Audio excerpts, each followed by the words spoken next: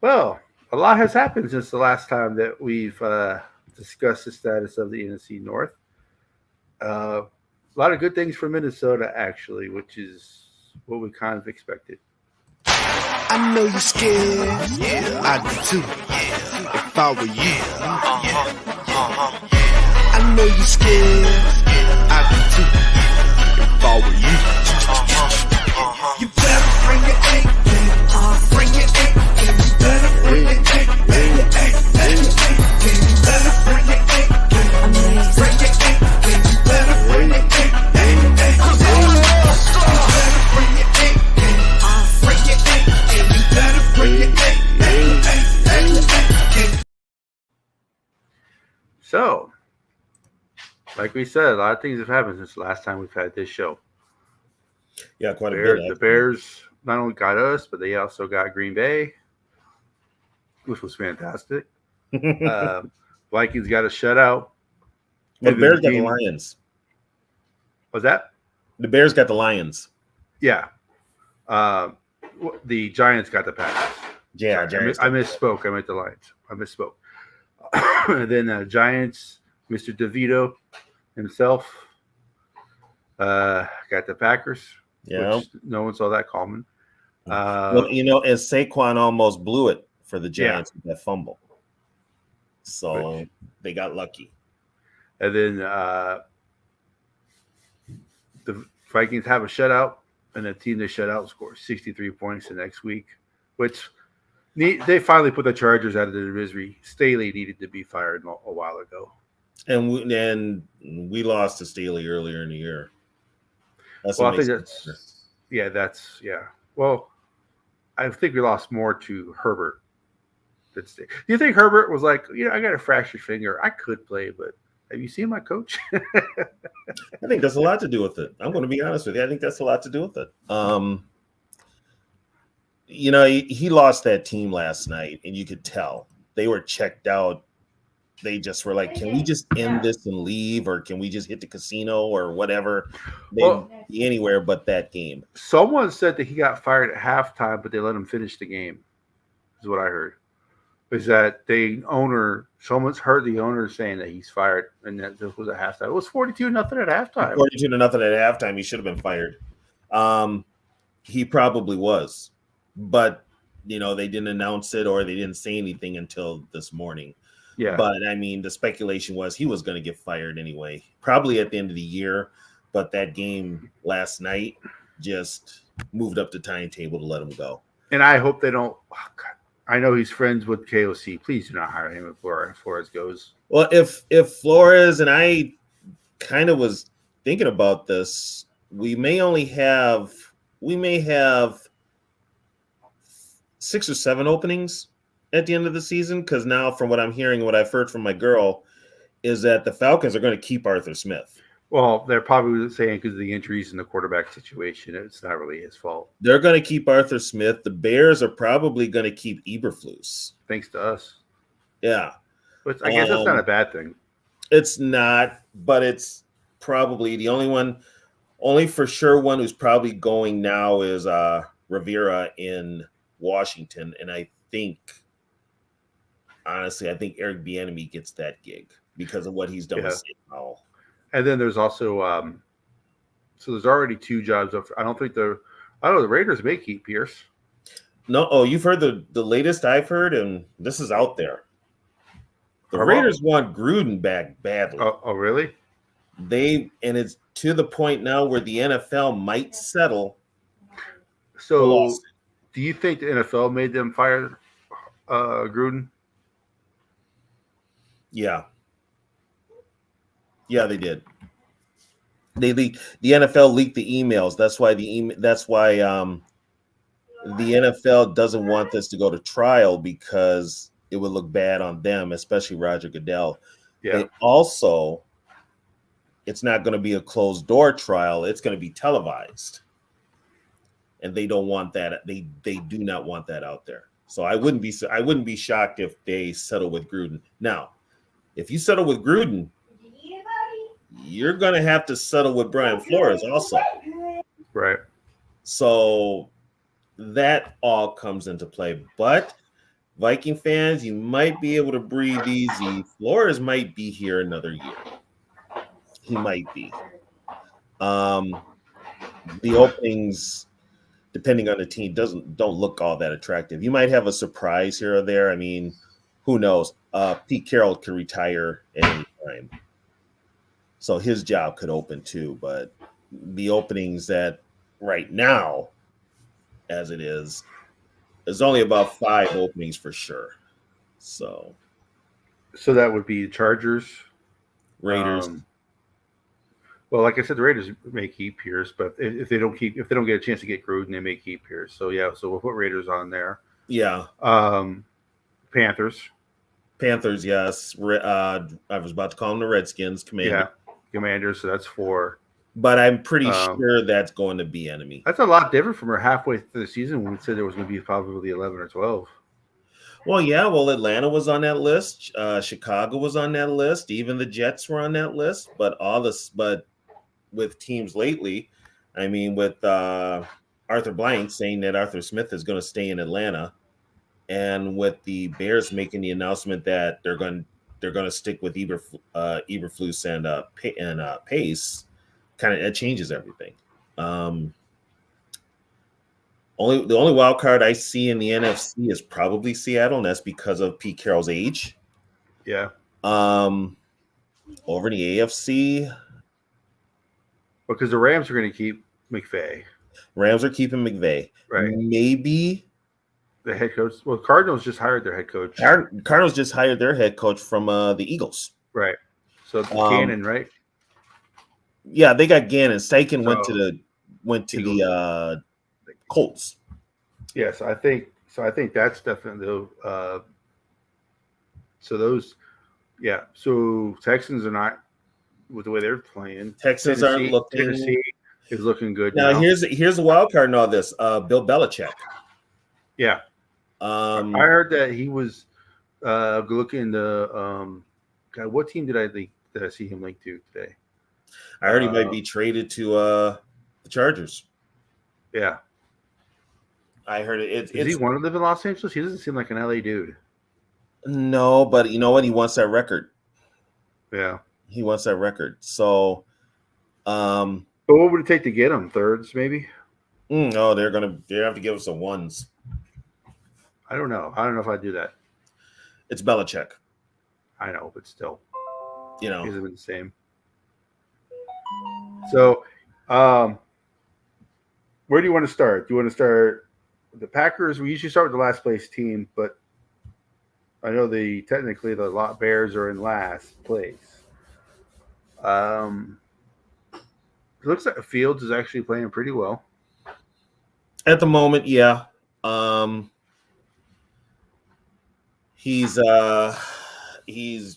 They're basically letting him do what he does best, which is run the ball. But the Bears built that defense, though. I'm impressed with that defense for the Bears. There's a lot of speed on that defense.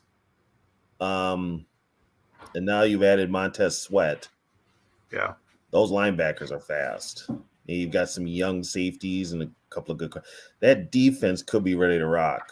They're not very big, so if you run at them, but don't try to run sideline to sideline because they are east to west. Yeah. They are very good. Yeah, you run laterally against them, they're going to catch you. That's the old Urlacher big days.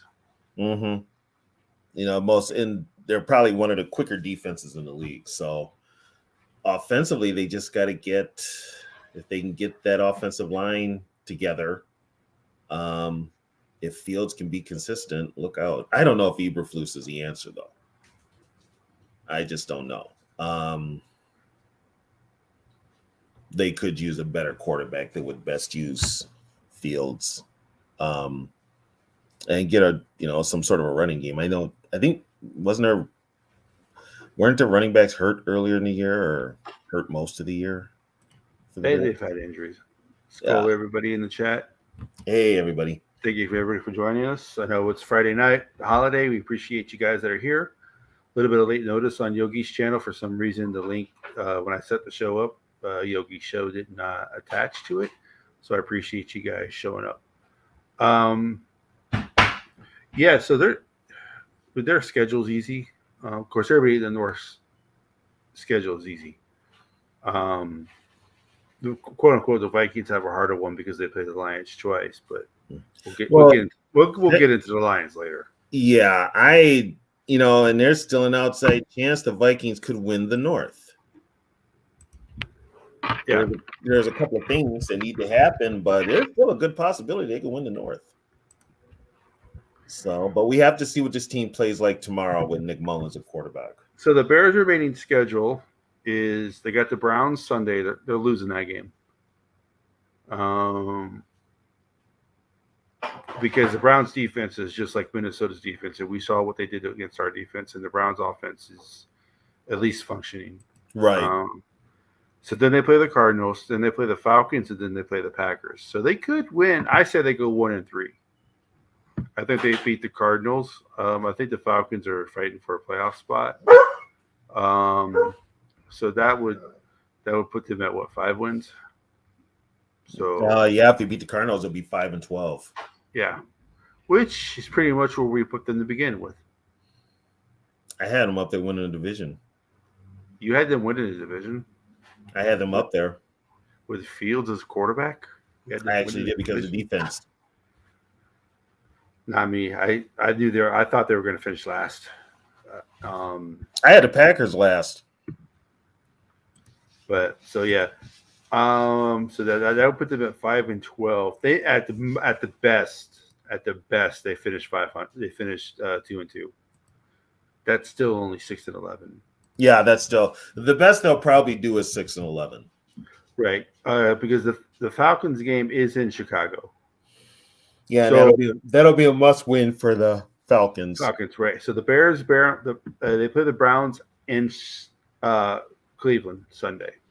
They're going to lose. Then they play at home against the Cardinals, and they play at home against the Falcons, and then they're on the road against the Packers.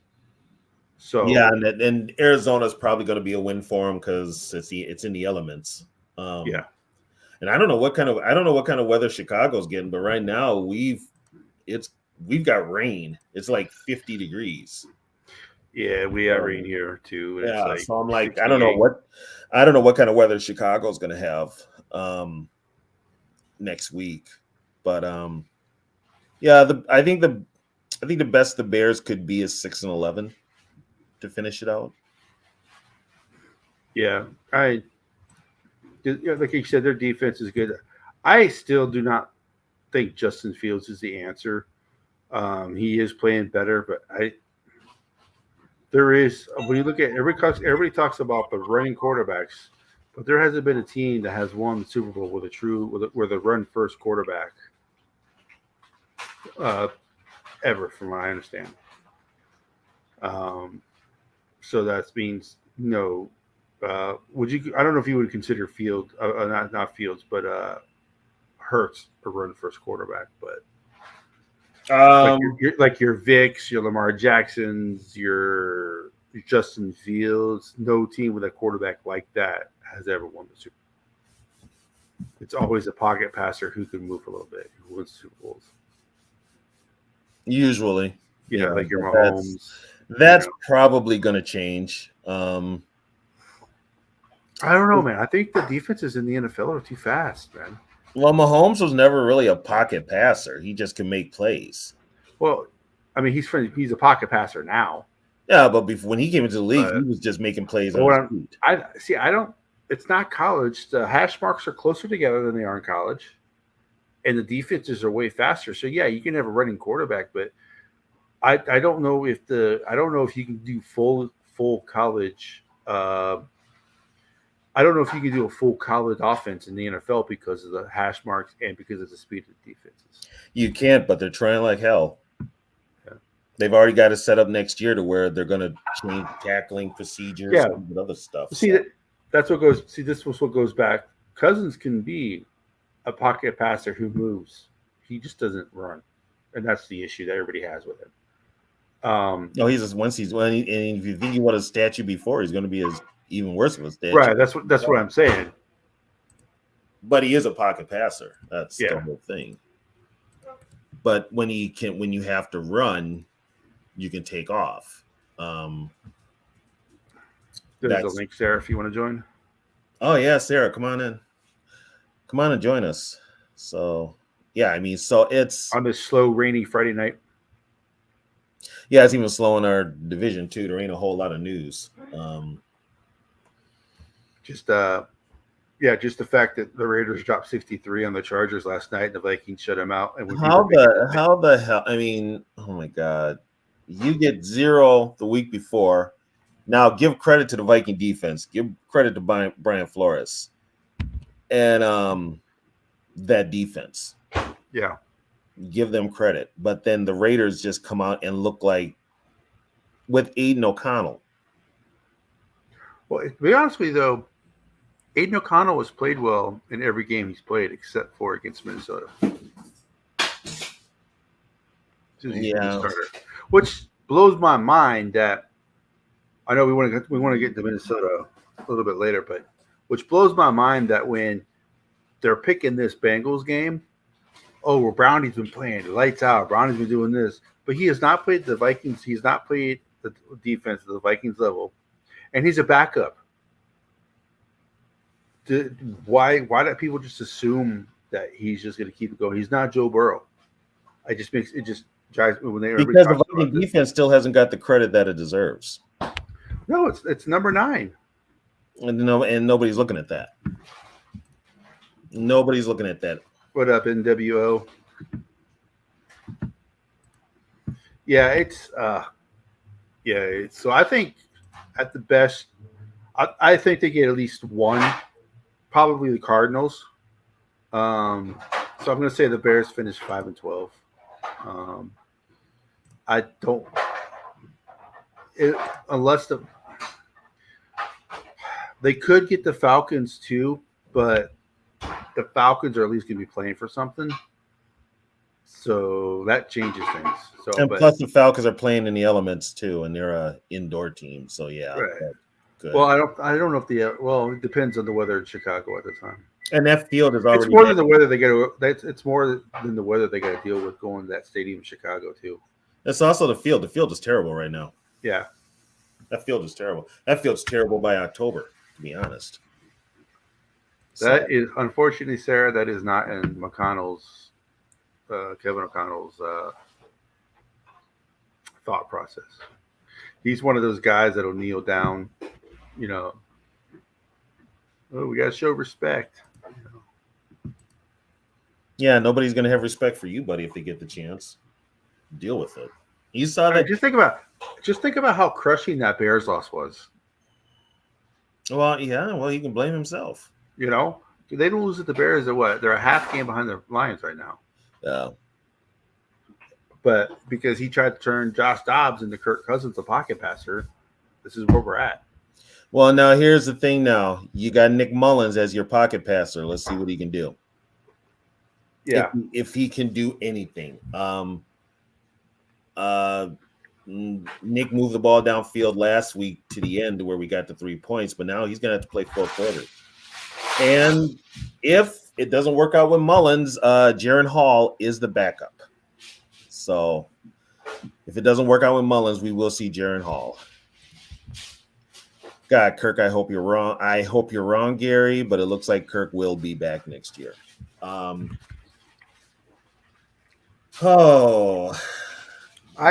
heard that. Sorry, guys, I'm eating. That's why my camera's off. I heard that if they signed Kirk Cousins before March, that $28.3 million cap hit goes away. If they sign him before March? Yep. Whatever they sign him to is the new cap hit. So if they sign him before March, it would be before the new league year starts, right? Yes. And this came from it was either, I think it might have been Dougie, whatever his name, the Wolfson. Doogie Wilson. Yeah, he said that if the Vikings sign Kirk Cousins before March, the $28.3 million cap hit goes away.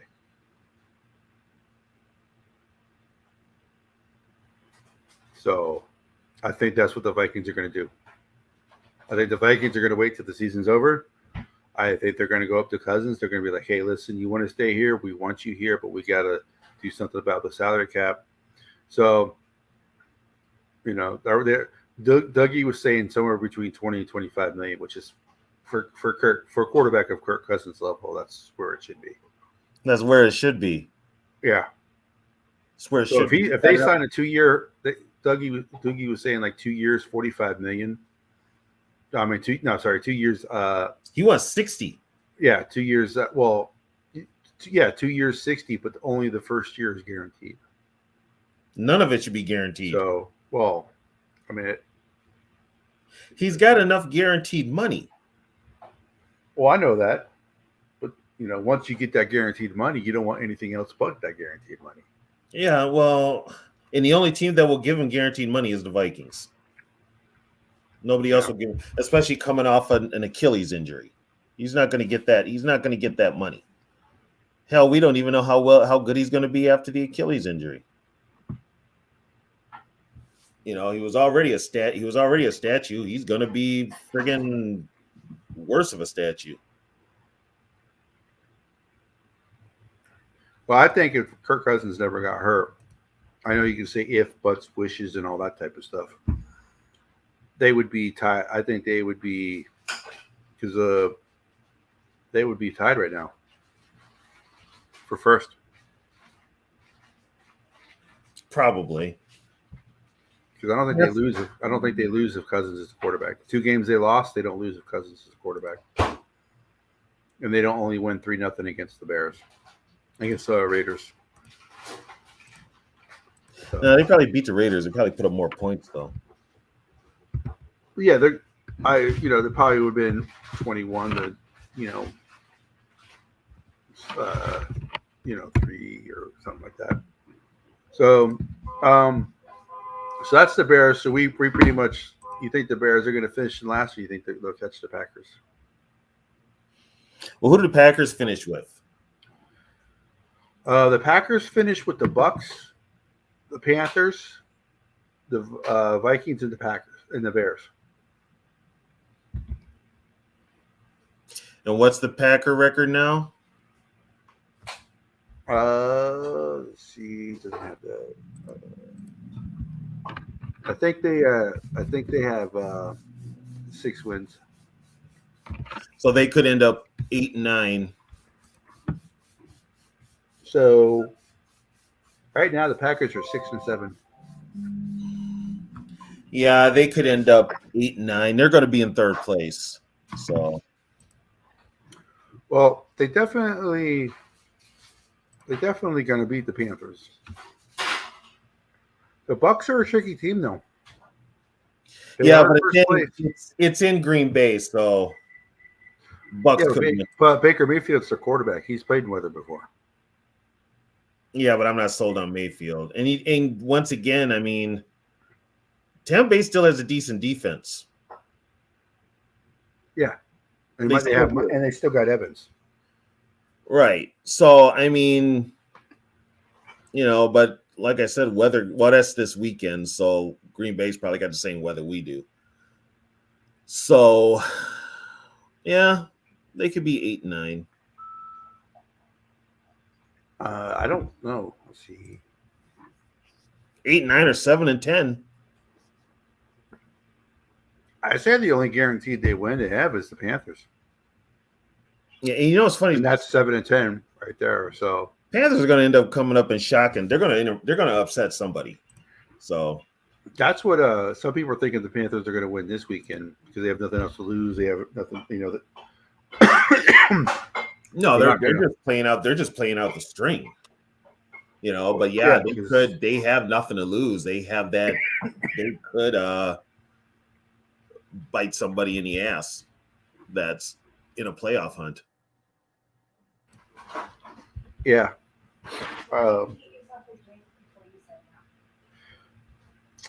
So I think they finished 7-10. So I don't know if the Bears get to 7-10. So I think the Bears look like they'll finish last. Probably I got the Bears as right now. The best the Bears could do in my book is 6-11, And I've got the Packers at 7-10, 8-9.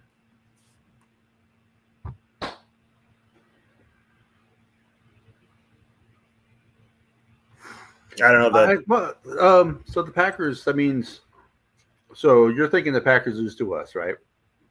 No, they're losing to us. So that means they beat either the Bucks, the Panthers, and the Bears. Yeah. That's what if they finish what? Then they'd be what, 9-8 if they win those three? Well, no, they're 6-7. So, yeah, They'd be 9-8. How many games they got at home? 2. Okay. Are they on the road in Carolina? They're on the road in Carolina, on the road against us. They're home against the Packers and Bucks. They're home against the Bucks and Bears. Yeah, it's 8-9, 9-8 is probably the best, but they're probably going to be 8-9. Unless Tampa Bay beats them. Tampa Bay's in a must win. They got to win. They got to win Sunday. Yeah, they have to. Yep. For them to win the division. Yeah, they got to win Sunday. So yeah, that's a possibility. Because he has definitely come back down to earth, Mr. Jordan Love. The one that everybody, all of a sudden, it's like Jordan Love plays well, and all of a sudden, oh, here come the Packers. You know, it's like, come on, man, they're not the same Packers. No, they're going to be looking for a quarterback. Let's just be honest. So, what up, man? I thought I forbid y'all about this Kirk Cousins talk, man. What you got, man? 60 million. 60 million. Hey, man, listen, bro. I haven't been a Vikings fan as long as y'all have been, but that amount of pain, I don't know. Well, we're not saying we want it to happen. We're saying it's going to happen because it's a number that's come up. I don't know how much is fully guaranteed, but if it takes money off the books for next year, they'll probably do it because I want them to re-sign Danielle Hunter. And Hunter's going to want to get paid. Yeah, and Hunter's going to want to get paid. So you gotta get some money somehow. Now, I'm ready to move on from Kirk. Been ready to move on from Kirk. But management wants to keep him for some reason. So, but you got to find money to keep Danielle Hunter. You lose Danielle Hunter, there goes. I mean, yeah, Flores is a hell of a friggin' defensive coordinator, but you lose a big piece of Danielle Hunter. So, I think I love this part of our defense because I really feel like the Vikings are better and the defense is good. That's number one. Right. But this whole love affair with Kirk Cousins and what it has done to the fan base, I'm over it. Seriously. You and me both, brother. I was over it before it started. I'm tired of arguing about it. Nobody acted like this about any other quarterback we've had. Just this guy. And I'm like, as much as y'all love, I mean, I love what could have happened if he was healthy, but it didn't. It didn't. And honestly, I mean, he's had 6 years to overcome, and I'm like, what are y'all really looking for? Like, what is it that y'all hoping that he can do that he hasn't done in these 6-7 years that he's been with us? He's not going to do it. If he hasn't done it by now, he's not going to do it. He's all of a sudden he's going to magically be this top quarterback at the age of 36 coming off an Achilles injury. No. Yeah, no. That's not happening. But I mean, I know what it is. They're hoping for like a John Elway last ride type of thing. when he was like over the hill and they still won the Super Bowl, or maybe like a Peyton Manning type of thing where he was over the hill when he won the Super Bowl. Maybe that's what they're hoping for Kirk Cousins. Maybe that's But what you it know is. what? And you know this as well as me too. The makeup with Peyton Manning and the makeup with John Elway were they were leaders. Those guys were competitive. They were fiery as hell. They'd get in your ass when you screwed up. They'd yell at you on the sideline. Kirk don't do that. Yeah. Kirk, According to some folks, he is a good leader. He takes his offensive lineman to Chili's. You know, dude, why don't you just take him to Applebee's and call it a day? You gonna do that really? That's like he taking him to plays. freaking old. That's like He taking him to Old plays. Country Buffet. He plays Creed in the locker room. You know. What Uh, about 2 years, 40 million?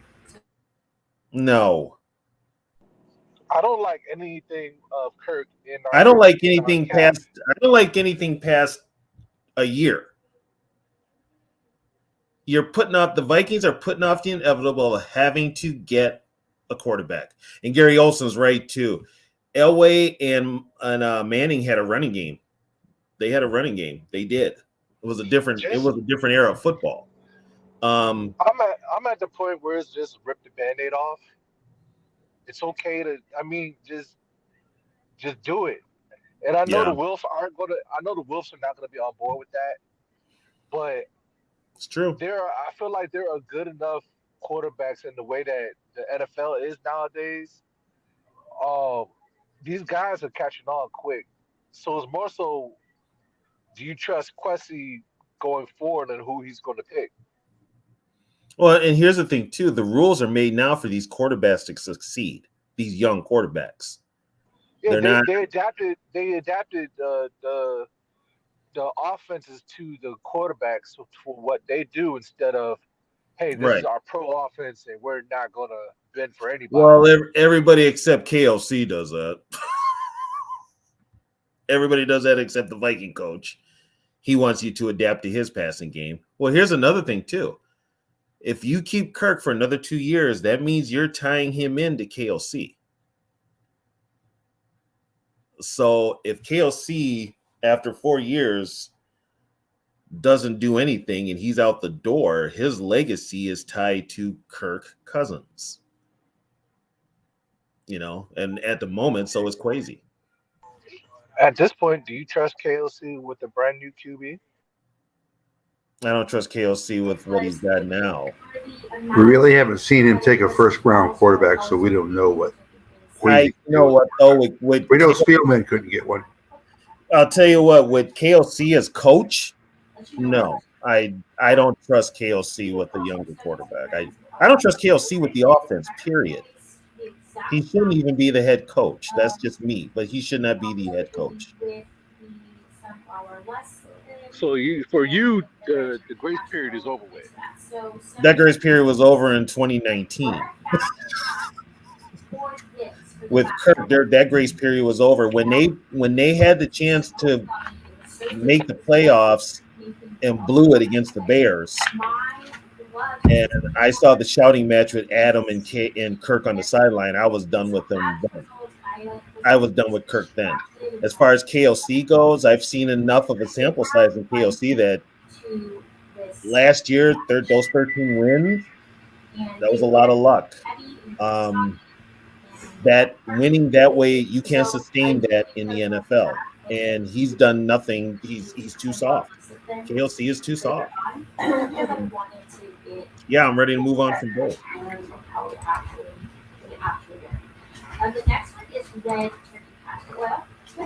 I don't know if JJ wants Kirk or not. JJ says the right things. You know, I don't know if JJ wants Kirk. I do whatever you want, Master. I don't even know if JJ wants to stay in Minnesota.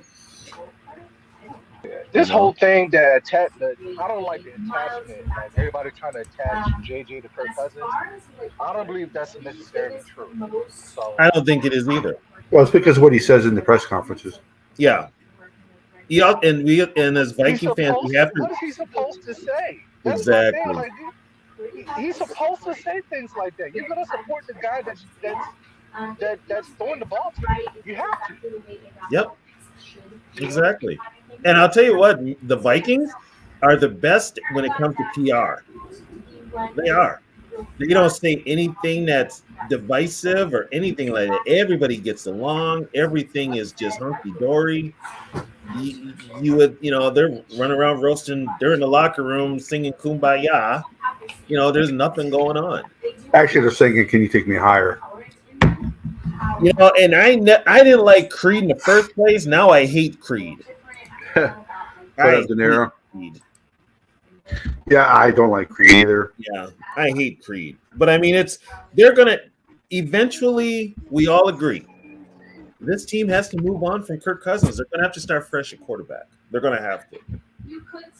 Well, my thing is this: I wouldn't think that JJ would have a problem catching passes from like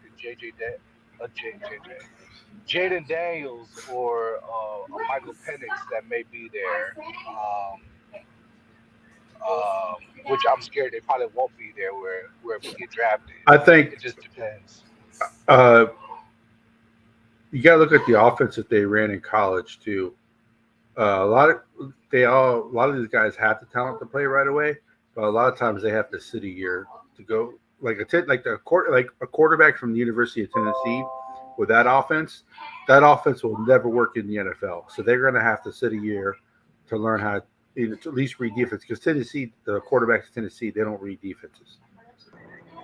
So they have to, so a lot of these guys are going to have to sit just because the offense that they ran in college doesn't work in the NFL. That's where, that's where Dobbs is from, Tennessee. Yeah. You talking about Jaden Daniels? I'm talking about he's from LSU. Yeah, he has, but I'm saying that offense isn't a pro style offense either. Yeah. I got you. So I'm not saying he can't succeed, but you'll have to work with them more. Yeah. And you don't want to put him in there if this is completely new to him.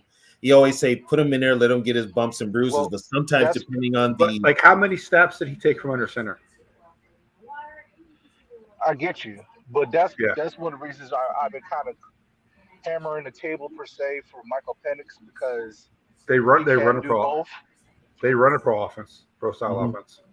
Yeah, he can do both, and he's comfortable being in the pocket, and that'll be just what KOC would love to have. So, yeah. Does Penix have the injury issues? Yes. He had one big injury from Indiana when he was coming from Indiana. So I think he's recovered since then. I think it's more so. But yeah, his injuries were earlier when he was I think they think about that, but they got to think about there was nothing around him in Indiana. It was just him. Most quarterbacks, one thing they got to adjust to when they go from college to the pro game is the speed of defenses in the NFL. Some of them adjust, some of them don't. The speed is the one thing, and they've got to learn to think on the fly. They do. I know he's accurate. I know he makes good decisions, and I know he's able to when he has protection. I mean, he gives his guys a chance to make plays. So he's not risk averse. I don't think any of these quarterbacks are risk averse outside of making a full mix. Is Penix probably a top 15 pick? I think it depends what he does in the playoffs, man. Because Minnesota probably won't draft until like the 18th, till 18th. To me, it really depends on who, like, as far as the guards and the defensive ends that they got coming out. I think they keep the same offensive line next year. The Vikings? Yeah. Oh God.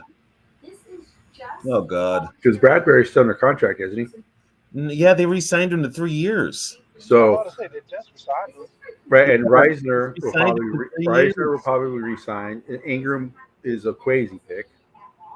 Yeah, he's still on his rookie contract. And the tackles are not going anywhere. So I think they have the same offensive line they have right now. We still got to pay Darrisaw. That has to happen. Yeah, but Darrisaw's got another 2 years. Yeah, he's still got 2 years. He's still got 2 years. And then of course, he got the 1 year. Then you franchise him. So yeah, but they still need a center. They need a center. They really do. No, I'm not saying they don't need one. I'm just saying that they're probably going to keep the same offensive line. Then I feel sorry for the next guy that's playing behind the friggin' line. I mean, because your weak link is Gary. I don't care if Cousins is probably more than likely going to be the quarterback next year. If their pick is not a quarterback in the first round, unless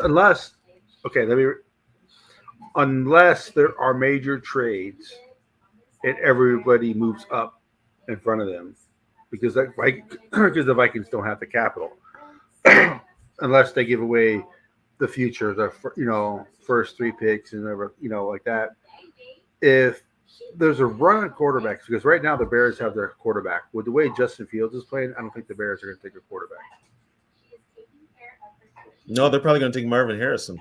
So, and then the second pick right now is Arizona. They're not taking a quarterback. Supposedly, they said that Justin Fields is up for trade, but we'll see how that goes. There'd have to be somebody out there that the Bears really covet to get as a quarterback to move on from Fields. But you know what? Pace might do it. He might pull the trigger on the trade. If he sticks around, he might pull the trigger, because Fields is not his guy. So, do y'all think you think the guy from USC, you think he drops? What's that? Caleb? Yeah.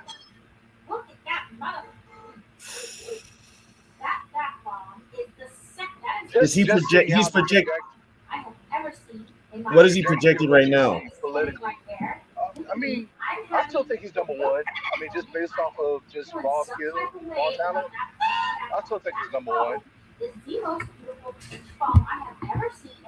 think the combine is going to tell us more than anything. I was texting Zoe. What was the question? Where do you think Caleb Williams? Do you think he's still a top? No, I think his personality has destroyed him. He's come across as blaming everybody else but himself and not a leader. And your quarterback has got to be a leader. You can say what you want about Cousins. He may not be a fiery leader, but he doesn't blame anything on anybody else. He takes responsibility and stuff like that. You can't be a quarterback and say it's somebody else's fault. Or my defense did this. My defense that blame everybody else but Kurt. You're right. Yeah, my defense did this. My defense did that. We need stuff like that. You can't.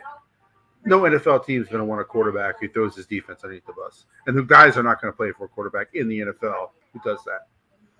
Well, plus is he a junior or is he a senior? He's a junior. So he transferred. Junior. Yeah, he might stay because of the NIL, so he might. Yeah, him and McCarthy, both McCarthy might stay also. Yeah, Zoe right now is really heavy on McCarthy staying because of the stuff that he's hearing like on the local news and stuff like that. Yeah, I can see him staying. His coach will be gone, but he's going to stay. What about Michigan? Well, I think their NIL. They're one of the big programs, so their NIL is probably pretty high. Yeah. I mean, that's cool. I didn't want JJ McCarthy anyway. I wasn't big on him. I know that you still got. I know May is coming out. Ewers may not come out, Gary. He may transfer, but he may not come out. Quinn Ewers? Yeah, he may not come out because they're joining the SEC next year. Quinn Ewers already said he's staying. That's why their backup quarterback just entered the transfer portal today. Arch Manning, yeah. No, Malik something. Malik. I thought they said Arch Manning was going in the transfer portal too. Well, yeah, he may be. Ewers is coming back. That's why Texas is. He wants to play in the SEC. Bad decision. Bad choice, man. Go to the NFL because it ain't like the Big 12 where you play a tough game like Oklahoma. Then next week you play in Iowa State. That ain't happening in the SEC. Oklahoma and Texas are in for something you've never seen before by joining the SEC. Texas almost beat though. Who was it that Texas almost? They almost beat Bama. Well, no, they beat Bama, but here's the thing, and this is why I always get to an argument with people who they caught Bama early. Yeah, my team's in the SEC, so I always tell this about everybody in the SEC. Yes, you may be able to beat an SEC team in a one-off, like Texas beating Alabama. But this is what makes the SEC tough. Is yes, you play that Alabama team, then you go back to playing your conference schedule, which is weak, right? Well, in the SEC, you could play Alabama one week, LSU the next week, Ole Miss the next week, Tennessee the next week, Georgia. You can play all those teams in a row. That's what makes the SEC tough. It's not that you may be able to when you play one game season against them, you may beat that team. But that's what makes the SEC tough. Like Florida finishes the year, like the University of Florida, they finished the year. I think they got This Alabama, the worst year. This the worst Georgia, year. LSU, and then like Florida State. Yeah. Yeah. So, yeah. And Well, we the don't thing need with it. the SEC is it's the talent. Like the play may not be consistent, but just having that talent there, Yeah. and it's always a threat. The lines, the trenches is close. Is probably the SEC trenches is probably closest to the NFL that you're going to get.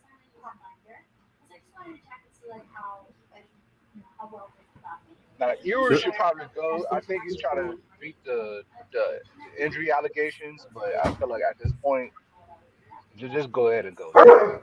Yeah, what is his name? Malik. Well, the good thing is, you guys going back to the quarterback position. Do you guys think that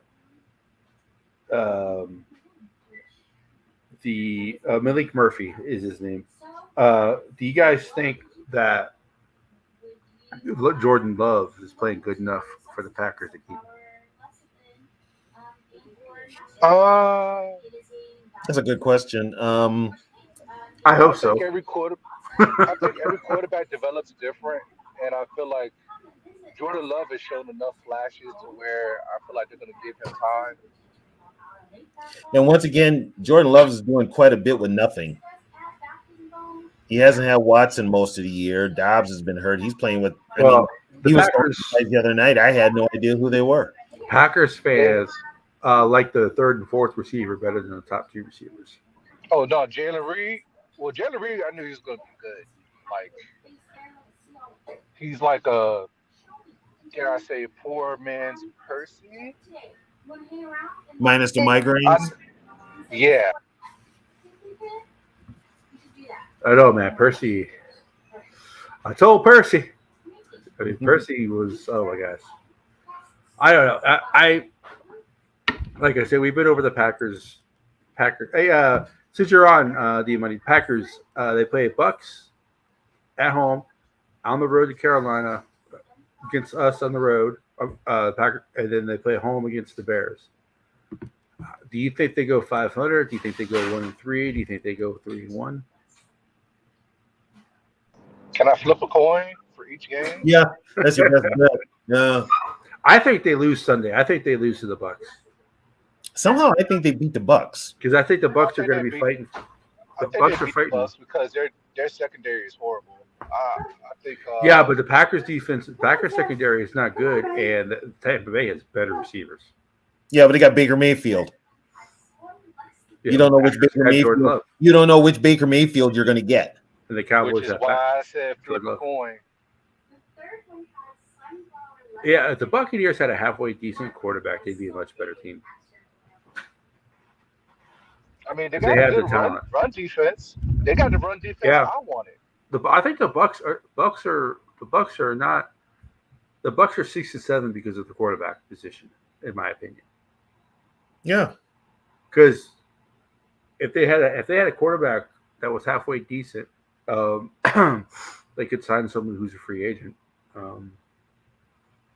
They got Mike Evans. They have a guy. There's a guy who coming off injury. He's gonna be a free agent. Is the head coach in Tampa Bay, is his job safe? No, it's not. If he wins, coming from a couple of Tampa Bay fans I talked to. But if he wins the division, they can't fire him. Yeah, but you can still. Yeah, if you win that division under 500, hell yeah, you can fire him. You ain't invincible. It's Todd Bowles, though.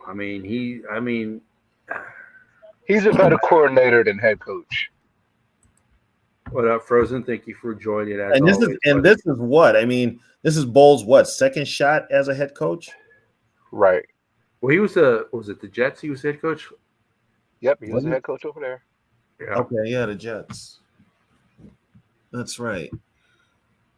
You know what? If you have the Jets as on your resume as a head coach, you just keep that off of there. Unless you do You're what just Belichick screwed. did. Belichick's like, yeah. Oh, wait, nope, I'm out of here. Yeah, I mean, so there's another opening that could happen. So, So the Panthers. We thought all 4 coaches in the South were on fire. I think Allen's gone, Yeah, he Allen has to could be be gone. gone. Yeah, Allen could be. but you're saying, according to your girl, that Smith is safe, right? for this year, So what year is he in as head coach of the Falcons? 3rd or 4th. I think. Yeah, Just, I think how bad many years is quarterback left play on is Alvin saving Kamara's him. contract? what's that, D-Money? How many years is left on Alvin Kamara's contract? Maybe a year or 2, but they could Brody probably wants them. cut him loose anytime because of all the BS that's going on. With the way that we run our offense, would you want Alvin Kamara on our team? He's got too much history. Yeah, his off the field issues. Yeah. The Wolves will not sign him because of his off the field issues. After the whole Love Boat thing, no. Speaking of the Love Boat, Vikings history, go back and check the archives. It says the Love Boat. Great, funny show. Not made for kids. Yeah, they wouldn't bring Kamara. They wouldn't bring Kamara up here. Yeah. And here's another thing too. What's his name? Don't like running the football. Well, he needs a perfect running back for KOC would be someone like who comes out of the back like the guy from the Dolphins, A-Chain. He would be perfect, going out We had a chance doing the to get wheel him, routes. but And You could do that. You know what though? You could do that with the receivers you got right now. He's not taking the time to do it. You could do that with the running backs you got. Chandler would probably be good at it. Dwayne McBride would probably be good at it. He doesn't like using his running back. What's the issue with McBride? Why You're- is he not playing McBride? you're guess- have you heard McBride talk? No offense. No, I've never heard him talk. He can't be worse than Zaire. He's a little on the slower side.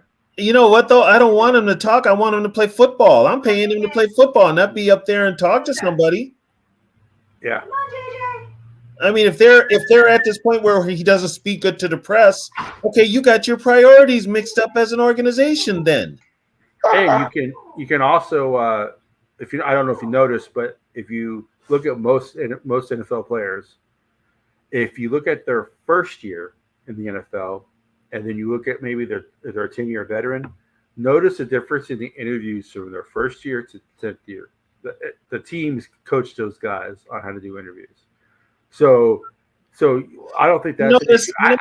I think McBride has the talent, but he doesn't have the explosiveness. That's the reason why because if he had any kind of explosiveness at all, he wouldn't have been a 7th round pick. He was a 7th round pick because he's slow. Well, he may not be able to pass block either. That's what's holding tight. Because when he at UAB, all they did was run with him. They were a 80% run team. So yeah, I think our godsend was having Ivan Pace, because I don't know where this defense would be without him. Pace has stepped in. Pace is a beast. Let's just be honest. Yeah, He is. all 5'11" of them. Here's how do you, as an NFL scout, and he had great numbers at Cincinnati, how do you pass him up in the draft? They said he was too small. Like Pace. like Just the Ray Lewis his size is the only thing that kept him from being drafted. Was his size. But here's the thing, though. In today's NFL, you want those smaller, faster players to keep up with the wide receivers and running backs. Yeah, but he's too small. He's like 5'7", I think. He's 5'11". 5'11". Yeah. Oh, it's 5'11". Eddie McDaniel was smaller than him. Then I don't know. Dumbass GMs. Shit. Well, you know how it goes. You know, Well, yeah, you're they're right. But strong, you got to think about this, D Money. you got a bunch of people now who are running the NFL and calling the shots in the NFL who really have no idea what the F they're doing, and they're playing fantasy football, aka Tepper in Carolina, with human lives. Listen, I gave up on football logic when we let somebody named Stapleton stop us from getting Harbaugh. You know, I was like, who is this guy? Where did he even come from? The guy that I guess had issues with Jim Harbaugh. Oh, He's talking about Dickerson. Yeah. yeah. I thought his name was like Stapleton or something. Yeah. Oh, Stapleton. Yeah, the Stapleton minority or owner of the Vikings. Yeah, Stapleton. Yeah. I thought you said Dickerson last show. So Well, Nah, and we still don't know what the history is with Stapleton and Harbaugh. We still don't know. maybe Harbaugh steals lunch money. Maybe Yeah, Harbaugh I stole old guess. lady. Who knows? I don't know, but damn. That's Maybe that's he did- Eddie. Maybe he did buy him a cheeseburger. You know, maybe that didn't happen Sure. either. Yeah. But for the Vikings to rely on that, you miss out on Toughness. you missed out on toughness. You did. You missed out on running this division for a few years. Yeah. But you've settled for the hot commodity, which was Can I talk to your brother? once again. And you know what? Now here's the thing. Brandon Staley was a hot commodity too, and where did he come from? Sean McVay's Ram staff. And when they won the Super Bowl, it was Raheem Morris who won the Super Bowl. Okay. That's actually what I wanted. I wanted Raheem Morris here. I wanted to give him a second chance. Yeah, I wanted Raheem, but they weren't going to take a defensive coach again. Yeah. They weren't going to take a defensive. I'll say this though, like for KOC, I haven't completely given up because of I know how crazy this head coaching job can be, per se, and I just like I'll say like this: this next year is going to be so like for him and Cousins. I think it's going to be like a hey, like either y'all go show up or You know what? we got to make changes again. When Like, you say that, this now going forward, this is Kwesi and KOC's regime. What you did last year, and they publicized it real well. They won 13 games with basically Zimmer's players, yeah, Zimmer's team. This year, from now on, this is their team. So whatever happens, they got to take responsibility for it. right. Good, And I bad. feel like this indifferent. next year has to be like this has to be it. That's what I'm saying. So we'll see. Well, and it's kind of weird because Kwesi got a 3-year. I don't know if Kwesi got a 3-year or 4-year deal. I heard he got a 3-year deal. I want to say 4 years. Did he get 4 years. I was gonna say usually they give them Is he 4 still out years there? together. Yeah, I want to say 4. Yeah, Get your but dog. you know what? KLC was a rush hire because they had to change the PR narrative on the hire. Yeah. They had to change it quick because if it had came out what happened, there would have been all hell. It would not have looked good PR wise. As far as our corners go, do y'all think they turned the corners a little bit? Or I like our they corners. Still kind of. No. They've gotten. Yeah. I think what happened is you've got now Brian Flores got these guys in the right position. They're going to make mistakes. It's going to happen. They're young, but for the most part, they're playing pretty damn good. You know, it's not easy to throw on them. Well, you know, and Browning's going to find that out too. I mean, they're playing the Bengals tomorrow, and Bengals still got Higgins, they still got Chase, they still got Boyd, but they got Browning throwing the ball. And Cincinnati's offensive line ain't that good either. I will say this too, like, And their defense is 29th overall in the league. Yeah. yeah, and I know they can't give the coach of the year to a coordinator. They But for what They Brian do Flores have an assistant coach of the year award. if for what he's done with Josh Metellus His cell and phone? I'll and just show Cam him this. Bynum, he deserves an award because I did not see this in those guys. Right. And he's like, He and got- honestly, I don't even think there's I'll just anything say I wrong have with. some water for now. I'll get it. I don't think there's You're still anything looking wrong with helpless. the I said team I'll that get we it. got behind Metellus. I He- think it's You just should get your Metellus is dreams really just really established that good. before I you will get get it. fucking- You He can't got start the- him over. he got the best out of the least.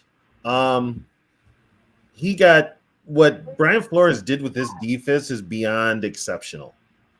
They gave him Dollar Tree ingredients, and he put together a full course meal, a 5-course meal. So Who's our left end? Who's our other end on the other side? it's supposed it's God. So we're- It's Wonham, DJ Wonham. DJ Warham and Patrick Jones. Yeah, DJ Wonham. No, I'm talking about not the outside linebackers. I'm talking about the actual line. Like Right now, it's Harrison it's Phillips. Bullard and Phillips. They got Yeah. Phillips main end.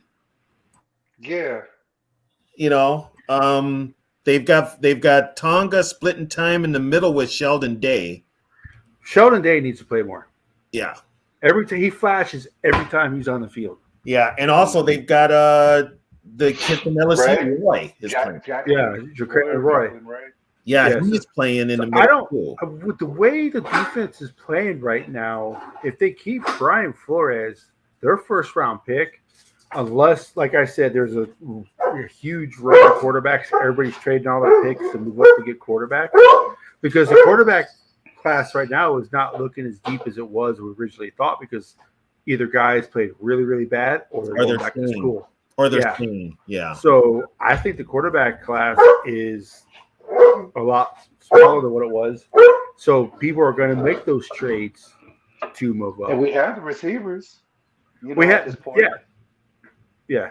I mean, that's one thing we don't mess up on. We know how to draft receivers, and we know how to. Well, I thought we knew how to draft running backs. We know how to draft. Do we know how to draft corners? I don't know if we do anymore. Mm-mm. They don't know how to draft corners either. We definitely don't know how to draft offensive linemen, but we do know how to draft wide receivers. Frozen. We're not The saying they're nobodies, because this is the same defense that was dead last year with Don. Right. And we're not saying that they are bad. What we're saying is this is where coaching comes in. Yeah. The Yeah. players could have been like, if we ran a different play, if we ran a different scheme, we would not be as bad as they were last year. I think the scheme last year was so bad that they didn't have the opportunity to play and make the plays that they're making this year. Donatello And we never got blitzed. lucky. He never We blitzed. got The Vikings lucky. went from being the lowest blitzing team to the most blitzing team this year. And here's a funny thing. B-Flow hasn't really blitzed in the last few weeks. Right. And the thing about it is these are Zimmer's. Most of these guys are Zimmer players. Zimmer was aggressive defensively. These guys are aggressive players. They're not sit back and Right. wait for stuff to happen. That's the difference. And So- then here's the other thing too. We got lucky with the development of Metellus and Cam Well, and how good Pace is. Yeah. Samoa wouldn't have done this. we don't. You know what? We don't. Hicks was playing unbelievably. Yeah, Hicks was, They Hicks don't was miss playing him. good. No. They don't miss him. They Yeah, don't- that's the thing. You know, they thought they brought back Anthony Barr, and I think Anthony Barr's only played in one game since he got back. Yeah. So they don't miss him. They got guys that can step in, and Metellus is basically just He's like a third linebacker. he's either a linebacker or a safety or a rover. He's all over the place, Metellus. I always thought Metellus should have been playing earlier, but that's just me. But and here's the thing though, these guys aren't going to guarantee, they're not going to demand a lot of money in free agency, but somebody's going to overpay. But you got to kind of keep that nucleus together, and it starts with Daniil Hunter. Well, they're going to lose somebody because no team is ever the same from year to year. So if they re-sign Hunter, I think they lose one of them. That's fine. We could find another That's one. fine. It's like we could find another Phillips. I Good. feel Well, like Patrick Jones might replace Hunter. He's on his rookie contract still. Yeah. Yeah, Oh, that's a I possibility. thought you was gonna say the other guy. Mr. Zero. Yeah. Zero the hero. Oh gosh. But the problem is when And he's on the field, he produces. That's the problem. Yeah, but he ain't on the it's the field. same thing the Saints fans. It's the same thing the Saints fans went through. But Northeast. Like, they thought that he was going to be something. Every time Davenport gets on the field, oh man, you see flashes, and then where is he? And he went to UTSA, my local school. He was dominant when he was there too. And But here's when the he thing, was on though. the field, Yeah. Here's another thing too. He's going to cost money on the cap next year if they don't. yeah, keep 12 him. million. 12 million. So he'll be 12. Daniil He got it. is Daniil's 20. Kirk. I thought, yeah, because they got 58 million. 28 of that is Kirk. Yeah, 28 is Kirk. 20 is Daniil.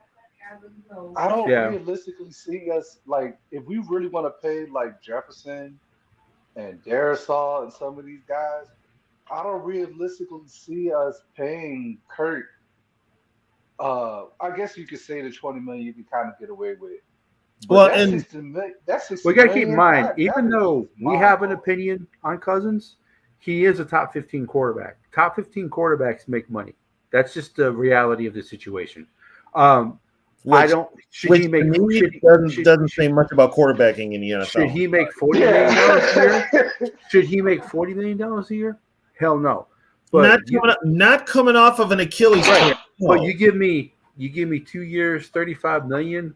I'll take 20 million guaranteed the first year of 15 million. And this I'll is take that. And this is what I said about the Vikings. Right now, because of this injury, Kirk Cousins has no bargaining leverage. He has none. He's coming off a major injury. You sound like Yes. Woods. Woods said the same thing. He doesn't. And I He said, doesn't. The only leverage know that Kirk's he has, Do y'all know Kirk's is- agent? the only Huh? leverage, I the said, only do you know leverage Kirk's that agent? Who, me? Yeah. I wish I Y'all was. know I wouldn't be. If I was Kirk's agent, I wouldn't be sitting here talking to you guys. I don't know Kirk's agent. he's also Kirk's the same. agent get money. Oh wait, Kirk's agent is the same guy as Yeah, he's the same agent as another Viking. It's Dobbs' agent. Yeah, Dobbs' is agent. Yeah, It's Dobbs' agent. They got the same agent. that's probably why he got traded. Yeah. It's the same agent. But I mean, Kirk, right now the Vikings have the upper hand in this negotiation if they use it. From what the only leverage Cousins has is the 28.3 dead cap space. That's it. But it's not really leverage. So And then here's the other thing. because too. because This if stuff he really scares wants me. to be difficult, the Vikings will say, fine, we'll just eat the 28.3 million. Rip the Band-Aid off. But do you know what scares me though? Like, I believe Quessy would be the one that could probably play hardball with him. My problem is the Wilfs. I think the Wilfs like really love him. So it's like He's safe. He's not safe. going to get in trouble. He keeps butts in the seat. Yep. That's you're right, D Money. It's the will. Like the women, because like my mom asked who the quarterback was who got hurt for the Vikings, and I showed her a picture. She was like, "Oh my god!" and she showed it to all her work friends, and they were like, "Oh my god!" So the women like him, so that keeps butts in the seat. I know that's a dumb thing, I but could see us be like 20 million and offer him 20 million, and then the Wilfs be like, cause he had just, give a little bit more. No. See, here's one thing though: the Wilfs are still billionaires. They don't spend money that they don't need to spend. And here's the thing: only one Wilf has anything to do with it now, and that's Mark. Yeah, because Ziggy's starting to look He, old. for the most part, is retired, living in Jersey. Mark, I think, is still here. Yeah, And he's running it with Andrew Miller, and it shows. yeah. We basically have no football people running a football team. except for Yeah. Grigson, but he's the one who got Andrew Luck retired. And Grigson's a hack. He got Luck retired. Yeah. Grayson is the reason that we had that first horrible draft while we traded out, and we could have had Kyle Hamilton for God's sakes. You know? Yeah. We could have had Kyle Hamilton. We could But have had instead, Jordan in the Davis. words of T-Bass, we got Lewis ain't seen. Yeah, we got and seen hasn't been seen all year.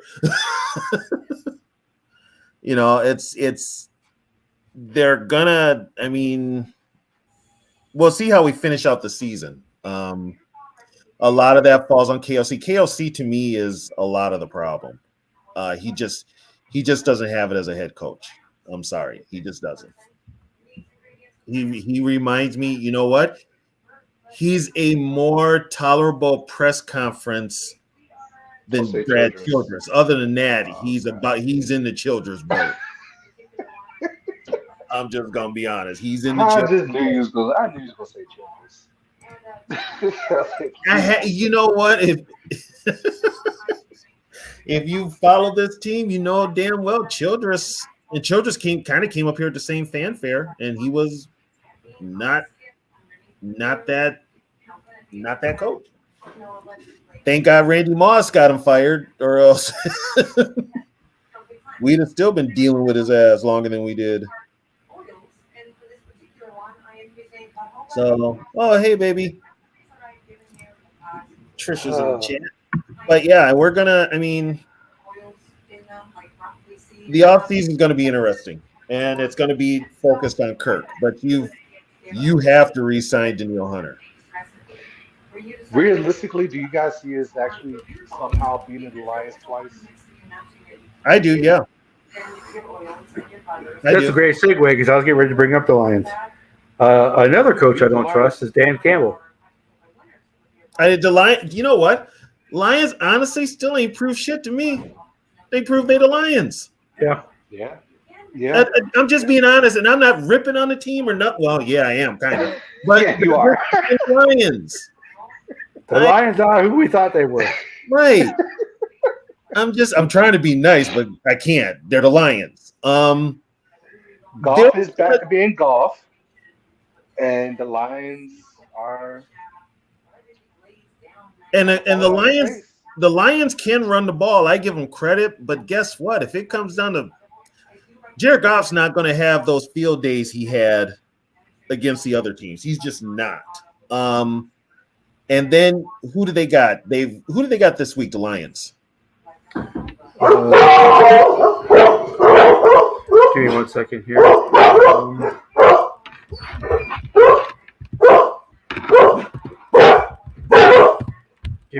The Lions have the Broncos. Give me 1 second, guys. Okay. So they got the Broncos, and then they got to play us. Then they got to play the Cowboys. The Broncos can beat the Lions. I'll tell you what, there's no guarantee they beat Denver, and they're definitely not beating the Cowboys. They're not beating the Cowboys. Just be honest. They ain't beating the Cowboys. And then here's the thing. I like the scenario of them playing us 3 times. Mm-hmm. I don't think they like the scenario of playing us 3 times. No. And then so then you come. They got Denver this week. Then they come to Minnesota. Then they go to Dallas and end it with us.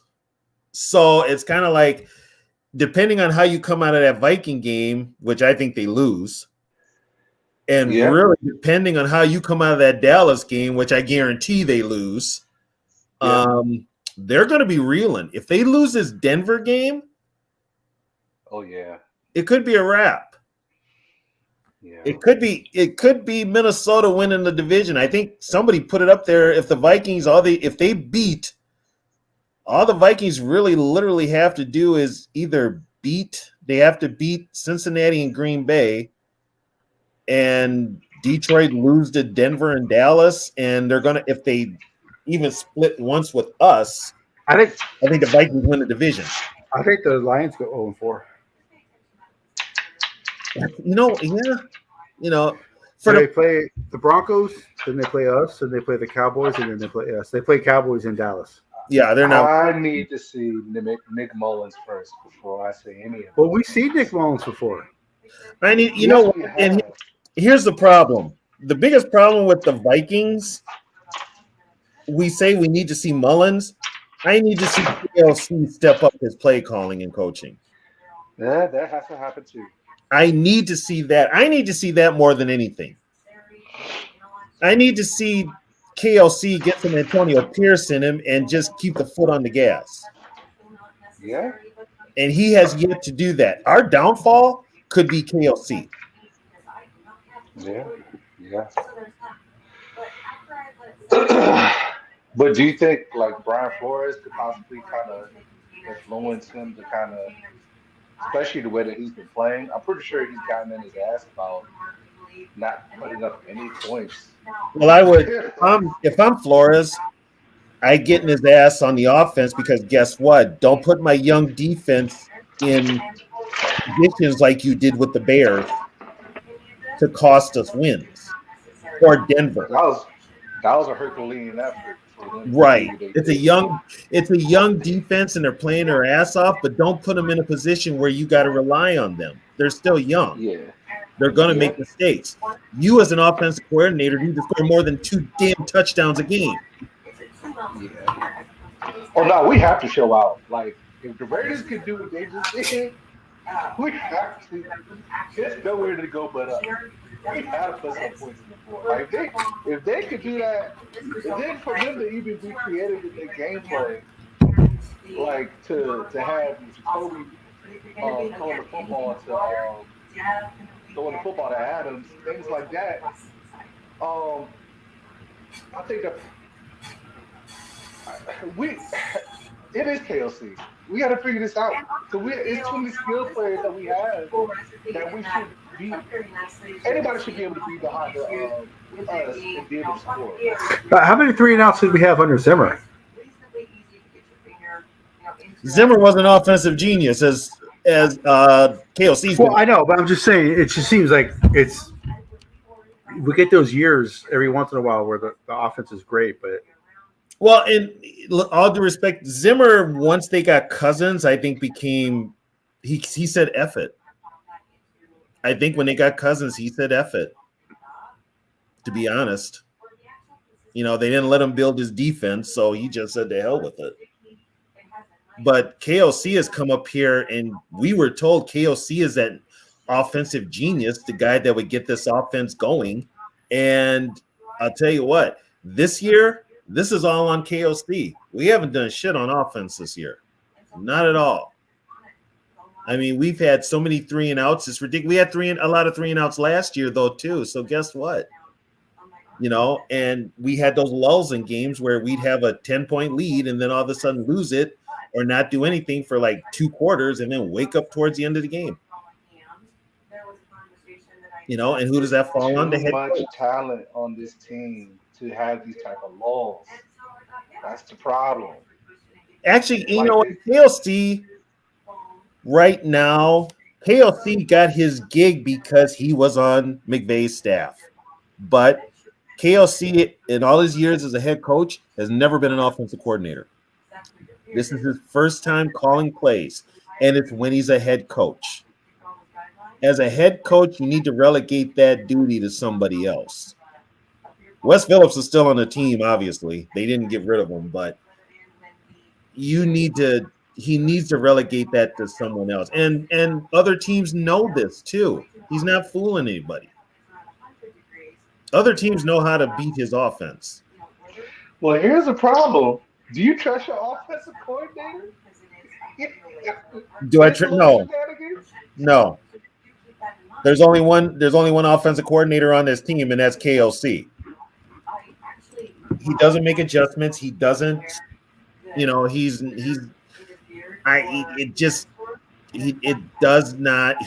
not I think it moves too fast for him. My thing is, who can he give the offense? Who can he give the play calling to? He can't give it to nobody else. But Wes Phillips called plays in preseason. Wes Phillips called plays in preseason. And now look at him, you know, getting called off for what he got? DWI, right? Yeah, he got a D-dub, which doesn't take much in Minnesota. A couple of beers, you're done.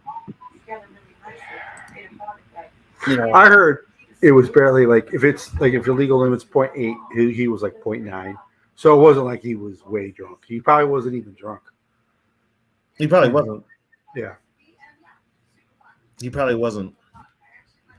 But I mean, he's the thing with KOC. If you've noticed a Viking team that we've watched over the last 2 years, they come into games and they look just uninspired.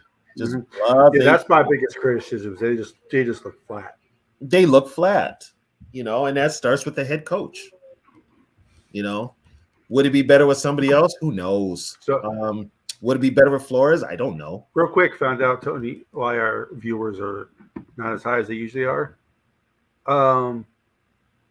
Zoe decided to do a show the same time we're doing ours. Are you serious? Even though he knows our show is bi-weekly. Are you serious? At the same time, 9:30. Yep. Are you serious? Yep. I'm gonna tell him about it too. Yeah, that's why we haven't seen any of the Lions fans. They're all in there with him. Oh, well, they can stay there. So Nug and Yeah, all I don't them. want no But he does have a Lions Lions guy on his show. But yeah, I just figured that out. So Okay, I'll remember that. because I always ask, hey, is anybody else doing a show at this time? No, okay, we're gonna do our show. But he knows we do the show every 2 weeks, 9:30 Friday. Yeah, he knows that. Anyway, so that's why we don't have the normal crew, guys. That's why we're a little light this week. So, But yeah, I mean, Vikings can still win the North. I think they. You're I right. don't wanna, look, You're I right, don't wanna hear no Sarah. Lions fans. I don't want to hear no Lions fans come up here and lie. I gotta deal with that during like the Twitter hours where on my little show. Like they just lie all the time. Frozen I don't North. hear them lie. Frozen North, we're saying it's on KLC because this is now KLC's team now.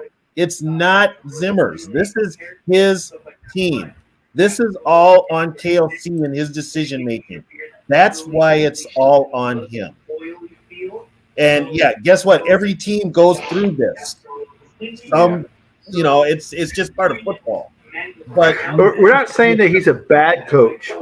We're saying that he, because if he was a bad coach, they wouldn't be 7-6. A lot that has also to do with Brian Flores. But what we're saying is that with him being a genius offensive coordinator, as we were told, the offense should be better.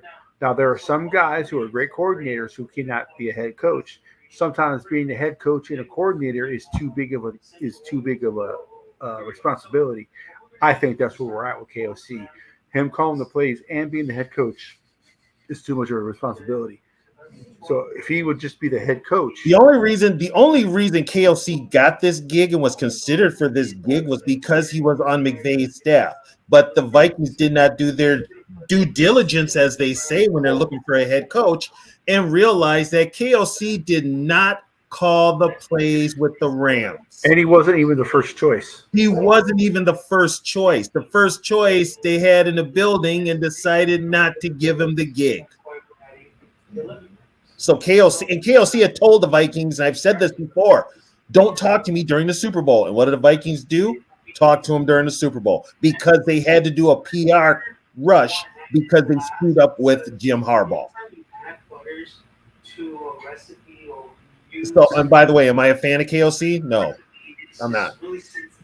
So, but yeah, it's this right now. This is all on KLC. Yeah, you injuries are going to happen. You can't foresee injuries, but you should be prepared for them because they do happen. It's football. It's part of the game. People get hurt. It comes with the territory. But We also had a turnover. We didn't even see this was happening. Those first 4 games was brutal. Yeah, those first 4 games were brutal. And to me, that those turnovers are a fact that they did not offensively They didn't play together until the first game of the year. They didn't take a snap together in preseason. Which also is the reason why I think they got off to a slow start. Yeah.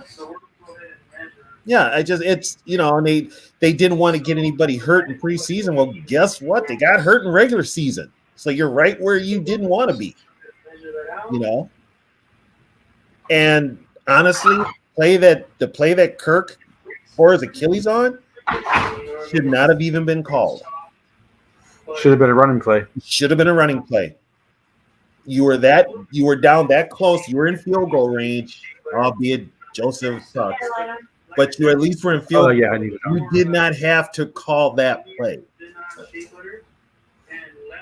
Yeah, but so anyway, No. so going back to the Lions, You have to talk about rosters and drafts, Frozen, because you're going to need, if you have injuries, you need people to back them up, but you need to have those backups able to come in and get up to snuff. As they say. They've got to step in and play.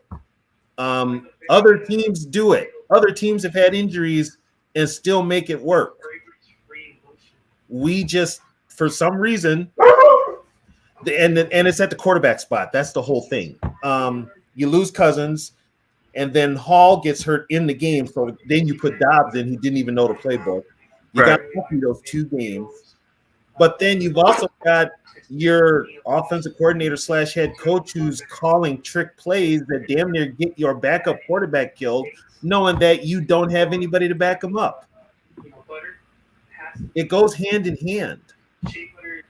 That's what we're saying. well,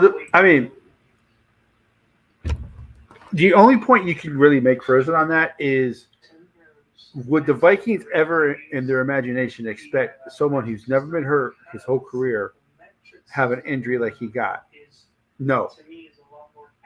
So as far as being prepared for a good backup quarterback, I think they were. Problem is that Mullins was hurt at the same time. So they actually had to go out and get Dobbs. Dobbs was not supposed to play. Dobbs was part of a trade. He was like the last. Yeah. He was like the last thought. So Dobbs was not supposed to play. No, but because of everything that happened, Dobbs was came in. We appreciate what he did those 2 wins, but this goes back to KOC. KOC, if you know the Bears game, and I know some people are saying, well, maybe the Bears defense made him do this. I don't think so. I think it was KOC trying to be safe and say, hey, this is the Bears. Let's treat him as a pocket passer. He is not a pocket passer. Nick Mullins is. Dylan, here's that play in Denver. If you remember that trick play in Denver, they lined up in the first quarter, TJ Hawkinson at quarterback, and he pitched the ball to Dobbs. He's your starting quarterback, and you don't have a backup. If you're going to run that play, you do not pitch the ball to Dobbs. Line him up wide, but don't pitch the ball to Dobbs and have him take a shot like. Well, they did have backup quarterback. Yeah, he was a backup quarterback. You should have had. You just don't do that, especially when you've got running backs up the yin yang that you're not using. Yeah, but people told me that Josh Dobbs is capable of running read option, and I'm like, he did it in college. Yeah, he did in college. Why would you think he couldn't do it now? And I don't know. Depending on how No, Sarah, I agree, but that doesn't mean you still can't question what the head coach does. You still can't question it. You still can't question a play call. And here's another thing too now. Dobbs, they had a playbook out there for Dobbs that didn't fit Dobbs' skill set. He's not a drop back quarterback. And what's his name never made adjustments for him. He made Dobbs into something that he's not, which is he's not a drop back quarterback. He moves on his feet. Well, no, like I said, Frozen, Tony feels different about KOC. I don't think KOC is a bad coach. I don't think he's an awful coach. I think he needs to adapt more. I think he needs to not have the team come out flat. There seems to be a pattern with him. and he also needs to adjust at halftime. That Bears game, which he doesn't do. the Bears game, okay, Dobbs being a pocket passer is not working out. Let's do some rollouts. Let's hey, Dobbs, just go ahead and do what you did in the Atlanta game. Let's try that. See if that works. And then you saw it again in the Oakland game. He played Dobbs the exact same way. Even after a bye week, he played Dobbs the exact same way that he played him in the Bears game. That is not Dobbs' play style. Easy throws. Yeah. Stop trying to make him so that he's not Cousins. passing. He's not going to make those deep down the middle passes that Cousins makes or that Nick Mullins made when he came in. He is not that type of quarterback. Dobbs is not awful. He is awful if you don't play him the right way. Right. Which is what we saw. Dobbs is a backup quarterback. He's probably middle of the pack backup quarterbacks. He's not as bad as we saw in the Oakland game or in the Bears game. He's better than that. But the coach didn't put him. The number one, yes, motivation. And the second thing for a head coach is to put your players in the best spot to succeed. KOC did not do that with Dobbs. And for those clamoring for Jaron Hall, I don't know if y'all watched him at BYU. He's not special either. But we haven't seen it, so we don't know. You can't say a quarterback's not. All we've got is the sample size that we got with Atlanta. We haven't seen really, and then he scrambles and then takes a hit. What is it with all these players taking these headshots at Viking quarterbacks? And not because they don't get called. Any other team they get called, they don't get called against Minnesota. I mean, how many times have we seen Cousins get hit in the face on a pass by a defensive tackle? They don't call it. Tom Brady, you don't even have to touch his face mask, and they call it. Brady, you can sack him, and you're still going to get called for roughing the passer like Grady Jackson did. So, I mean, and not even Herbert, same way. You barely touch Herbert's face mask, penalty. You touch Burrow's face mask, penalty. Tua, it's the starting quarterback should be all starting quarterbacks should be treated the same. I don't care what level of play they are. But no, you can't touch OTB. You're definitely right about that. Yeah. Well, he changed rules, that she's they made a rule for Tom. They made 2 rules for Tom Flores. So now what's his name? Ooh, that's old school right there, Tony. People don't even know who Tom Flores is, probably. Yeah, that's true. But the box for hitting a quarterback has gotten so small now, and then you could still get, if you still hit them too hard in that small box, you can still get called for a penalty. Mm-hmm. Well, even as as a former defensive lineman, that box area, you can hold in that box area. That's that area, that little box area there, open season, basically. Yeah. Anything outside of that they call, but there's holding on every play because they can't hold you in that box area. As long as you're in the box, you're going to get held. I got a history question for you guys, because y'all might remember better than I do, and maybe I have the probably. But Adrian Peterson, right? Right before we had Adrian, didn't we have right after Robert Smith? Didn't we have Chester Taylor? Chester Taylor lost the starting position to Adrian. Yeah, Chester lost it to Adrian. Yeah. See, I was trying to tell people, I was like, bro, I know we had Chester Taylor, bro. I was like, Chester Taylor gained 1,000 yards the year before we got AP. Yeah, that's why he left as soon as his contract was over. He's like, I'm out of here. Yep. Right. And before we got Chester Taylor, we had Michael Bennett, Ontario Smith, Meweldy Moore. Yeah. So, I mean, we know how to draft skill players. We used to. We've got a different scouting department now. It's been different ever since Scott Studwell retired. Think of you ever see the movie Moneyball? What's that? Is that D-Money? Quest just fired his scouting department for the right. You ever see the movie Moneyball? Yeah. That's our scouting department now. Yeah. All the old guys are gone. Yeah. It's now, swear to God, this is true fact. Our front office now is analytics. It's all analytics.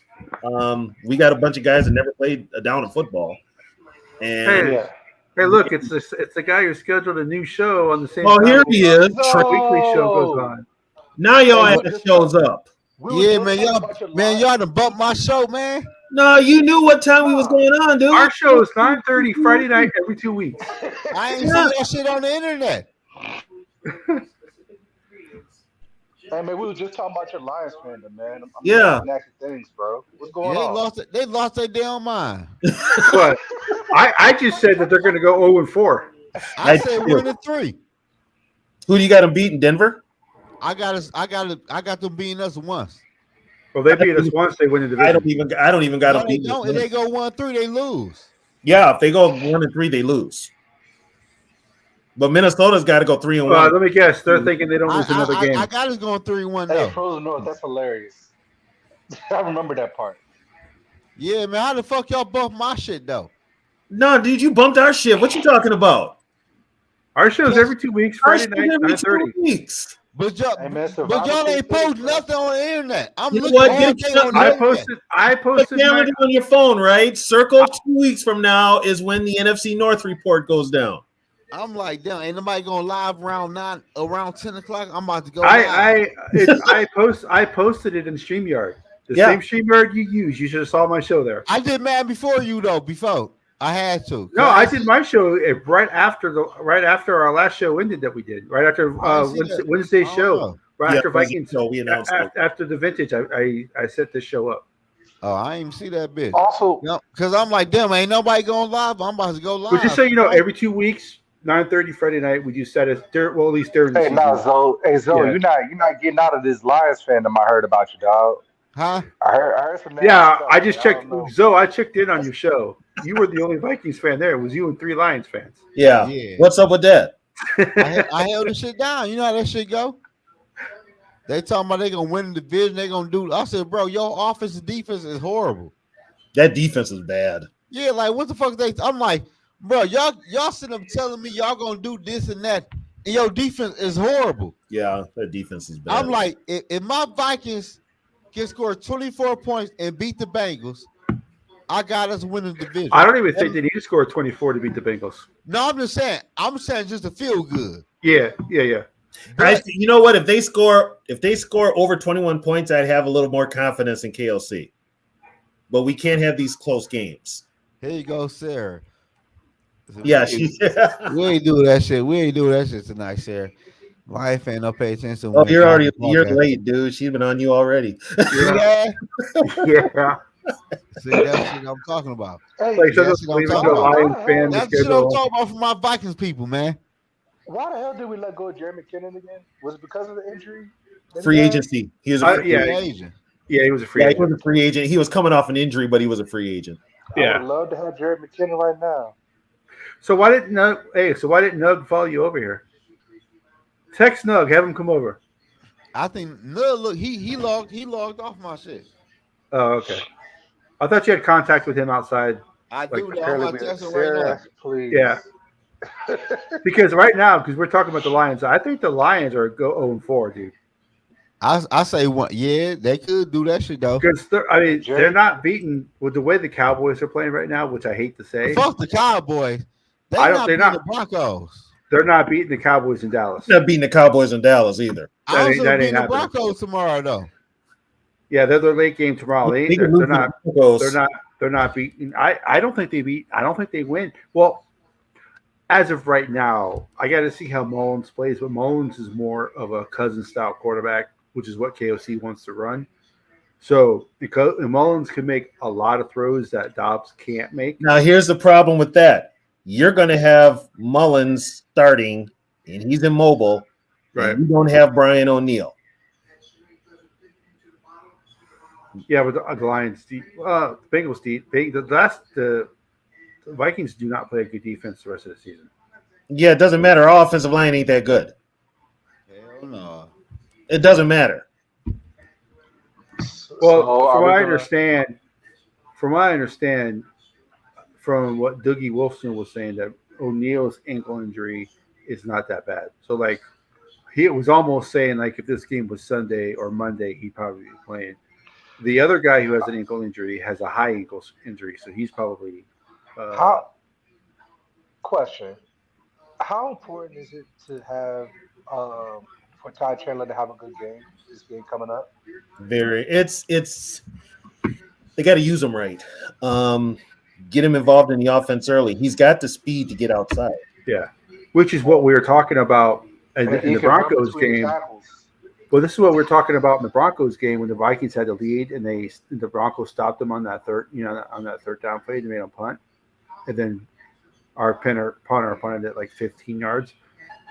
The reason we were complaining we weren't complaining that he was running the ball. We were complaining that he ran 3 times straight up the middle instead of trying to at least try to run it once outside. That's what we were complaining about. We understood why he was running it. By the way, But, here's another thing too. How many tight ends does his team have? well, they usually have 3 active. Okay, Or you can't put one of Johnny them on, you can't put maybe 2 of them on the edges there and pound the ball. Well, there's a reason why you can't use Hawkinson. I can understand maybe you don't want to use him as a blocking, but You got Oliver, who you signed to be a blocking and then tight end, and then you got the Johnny Mund, who sounds Right. like, I'm like, who the hell is he? He's still on the team. Use him. You got CJ Ham. Use him. This is a thing. This is what pisses me off about offensive coaching nowadays. It's not rocket science. Okay? No. It's not. There are How games much do we where pay you're going to Oliver have to again? run the ball. We paid Oliver a bunch of money, didn't we? Oliver got what did Oliver get? 2-3 years? Like 20 10. million. Oliver signed 3-year contract, 20 million. It ain't guaranteed though. Oh, but it's a 3-year contract. Yeah. yeah. Get the most out of him. And you brought him in here to block. You didn't bring him in here to friggin'. Hey, Sarah, Johnny Mudd also has soft hands. That's what he does. Actually, Dylan, we don't call those plays. We never load up the box. We No. never do. Never do. You want to know how Seattle always beat Mike Zimmer? They brought in a 6 offensive lineman. Yeah. The Bears used to do it. Noah Fant came in and played tackle. Tennessee did it. Yeah. Tennessee did it on what was it, Monday night? Yeah. Against the Dolphins. Against the Dolphins. Teams do it. Not the Vikings. Yeah. Why can't you Or play? They just smoke us like the Eagles and they just run straight at us. The Eagles just, they Mow just us over. they just basically get into a damn rugby scrum. Well, that is the reason why Browning is playing well, is because Cincinnati is actually running the ball.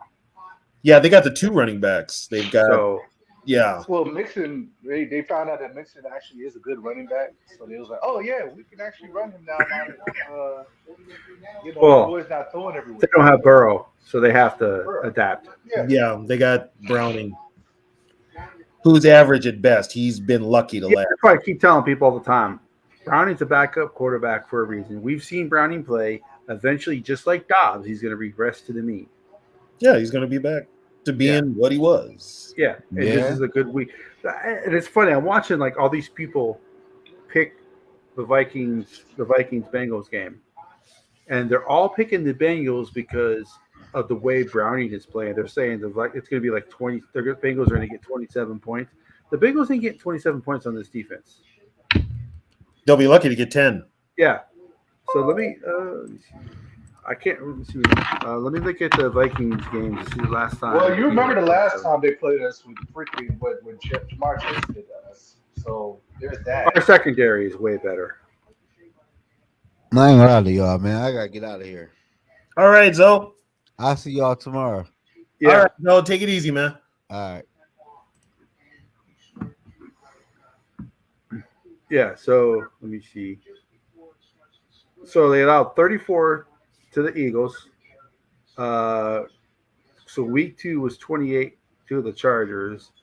And then there was so week 5 they allowed 27 to the Chiefs. They have not allowed more than 20 points since then. Wait a minute. What did Denver score on us? 21. That was the last time they allowed more than 20 points. They had that. Remember, they had that stupid last little touchdown. Mm-hmm. Yeah. So the Vikings have only allowed more than we all know about the first week of the season 1. They 20 to 17, 34, 28, 28, 24. and then You 27. know, it's weird. It's almost like you can't even count the first 4 games because guess what? The team didn't start meshing until after. Yeah. So the Carolina game was 21-13, then 27-20 against the Chiefs. Okay. So then they allowed 13 against the Bears, 17 against the Niners, 10 against the Packers, 19 against the Saints, 21 against the Broncos, 12 against the Lions, and they shut out the Raiders. What's the most points? What's the most points we've scored this year? The most points that we have scored this year is looks like 28 against the Eagles or whatever. 28 in a loss. It looks like. And we were playing. No, 31. They got 31 against the Falcons. They got how much? 31 against the Falcons. They beat the Falcons 31-28. Yeah, we did. And we honestly supposed to have put that up against the Eagles, but that's another story.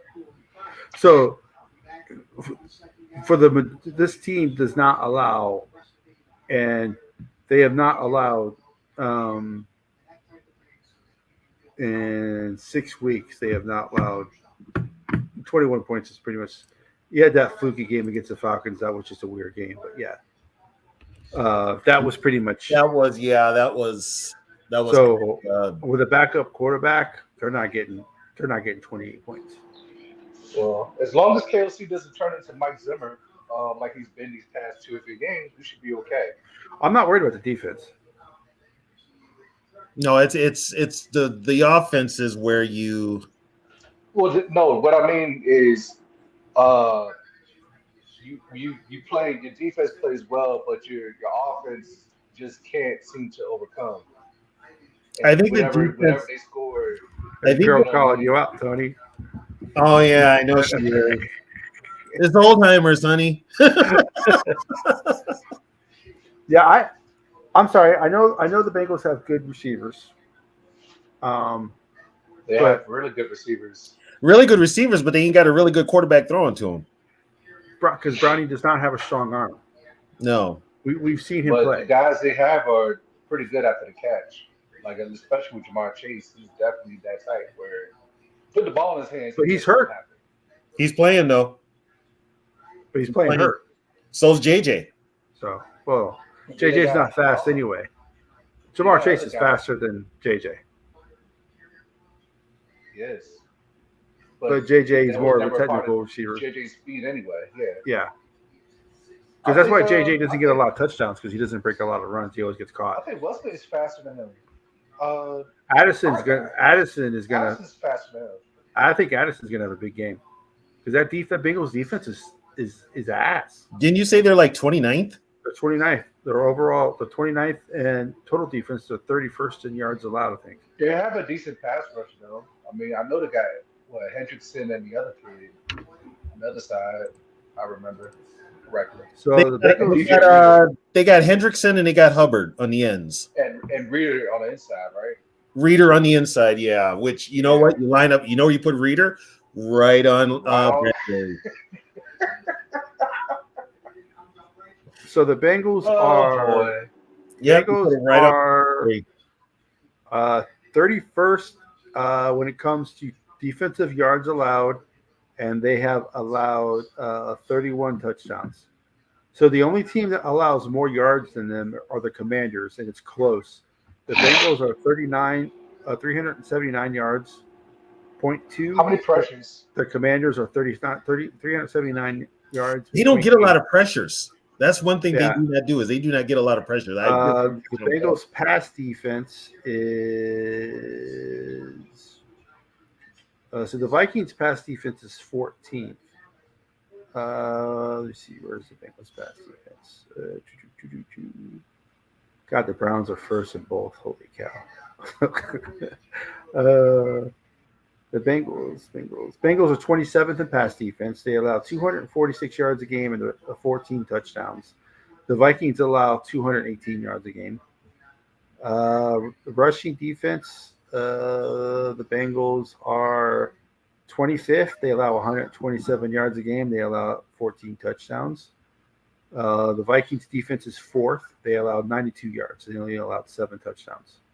The only two teams that have less rushing touchdowns than the Vikings and rushing yards are the 49ers. They have allowed 6, the Ravens 4. And then scoring defense, the Bengals are 18th, and the Vikings are 5th. The Vikings allow 18.6 games. The Bengals allow 22. Here's a question: what's the weather supposed to be like tomorrow? And red zone, Vikings are 7th in red zone defense, and the Bengals are 14th. I'll check the weather in a second. So the Bengals defense is not good in any category. Yeah, but they're playing at home, and the weather is probably going to be a factor. We're going to have rain here, so I can only imagine what they're having in Cincinnati. So the high is 55 and clear tomorrow. Oh, that's easy work. Yeah, that's good. That's fall weather. So I'm looking at the 10-day forecast. Saturday, the 16th, cloudy, 45 is the low, 58 is the high. What's the weather supposed to be in Green Bay Sunday?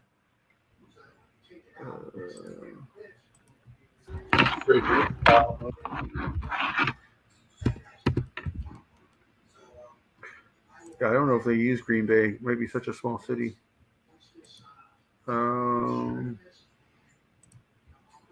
What else would they use for Green Bay? Would it be Appleton? Check Milwaukee.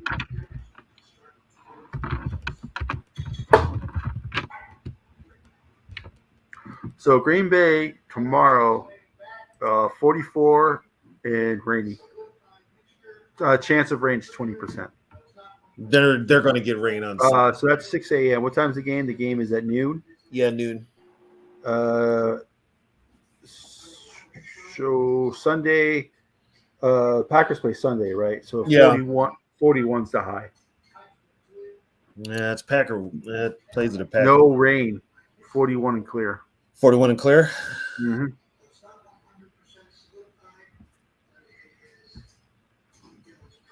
It does get to the 40s in Tampa. Not very often, but it does.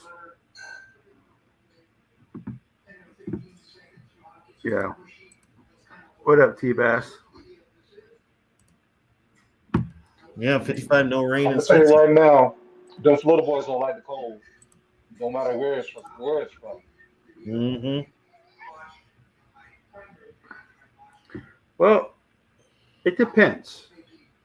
If it's cold but it's not windy and it's not like a cold wet, then it's not that bad because it does get cold in Florida. And when it gets cold in Florida, it gets really cold because the air is so wet, like 30 degrees, like 37, 38 feels like 29 because the air is so wet. And they're in northern Florida, so they get a little bit more cold weather. So it can actually Do you be. trust Baker Mayfield's arm in this weather? I don't trust Green Bay's defense. I don't trust Baker in any weather. Yeah, I don't. There's a link if anybody wants to join. I don't trust Green Bay's defense. There's no way in hell Jair Alexander's going to be able to cover Mike Evans one-on-one. Has Jair even been playing? I don't know. It doesn't really matter. Yeah, I mean, he's been. Type in armpit for the weather and you'll get Green Bay. Yeah, that's about true. That's true. I'd probably say butt crack. So yeah, I think the Lions go 0-4. I can see it. Their defense is too bad. Yeah, I see it. The defense is back to being front heavy now again. So if the defensive line isn't getting pressure. And from what I'm hearing, they're not getting a lot of pressure on opposing quarterbacks, if any. The only rusher they've got really is Hutchinson. This guy named Jack Campbell, who they've been raving about. I mean, You know what though? That's their number one draft choice, right? yeah, We've got more production out of our free agent Pace than they have out of Campbell. Second? That's his second draft choice. We've got more out of Pace than they have out of Campbell. Yeah, that's very true. You know, And they got him at 18. They got Jack Campbell at 18. So the Lions are 25th in the league with 28 sacks. how many sacks do the Vikings have? The Vikings are 15th. They have 36. Okay. I feel like There's just teams that are ridiculous. Like the Ravens have 49 sacks. So it's yeah. Which, when you think about these teams having 49, 30, I mean, just think about it. The Vikings had 71 one year. I mean, Yeah. Yeah. And plus for the Ravens, the NFC North has been riddled with injuries too, just like us. Yeah. Yeah. Okay, now here's a possible opening of a head coach. Does Tomlin stay in Pittsburgh or do they move on? Man, when has Steelers ever fired coaches? Never. Fired coaches. Yeah. They've never fired coaches. I think the last one they fired was the one they fired before they hired Noel. Right. Yeah. No. Does anybody remember him? I have no idea. I have no idea who he was. I'd have to look at my history book. They didn't fire Cowher, and Cowher has more losing seasons than Tomlin currently has. So no, Okay. I don't see the fire. So for what? your other question about hurries, quarterback hurries, Vikings have 46. The Lions have 54, but they only have like 13 or like they only have like 13 like the last 4 weeks is what it says. What's Cincinnati got for hurries?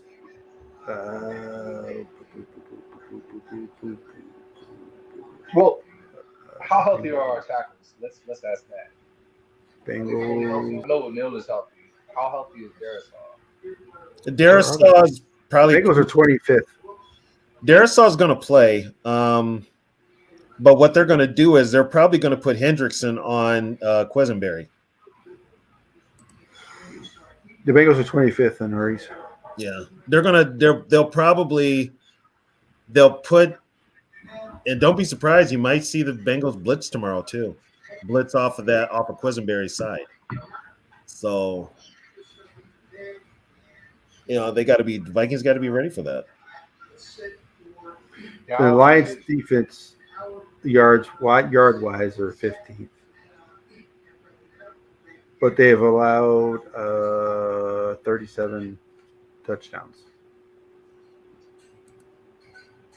You know what, T-Bass? It's either going to be Brian Flores going back to New England or they give the job to Jared Mayo. Seriously? I think that's ship is sailed on Jared. You think so? I think the hype around it. Yeah, I think the hype around it is gone. So, And I think here's the thing: if I'm Kraft, I don't know why you just don't let that man retire. okay. So here we go for the Lions, guys. Defensive touchdowns allowed. The Commanders have 45. They've allowed the most. And then you have the Panthers at 42. Then you have the Giants at 42. The next team's the Lions at 37. So yeah, their defense, they may not allow a lot of yards, but they allow points, which is I don't care. My team can be 32nd in yards allowed as long as they ain't in the bottom half of the league allowing points, which is what the Lions do. Actually, Frozen, Reisner is not the worst.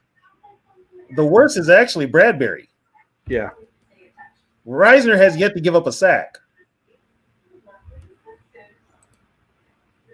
And he's built funny. Like he's not like a strong. He's all technique. Yeah. Sarah, you're in LA?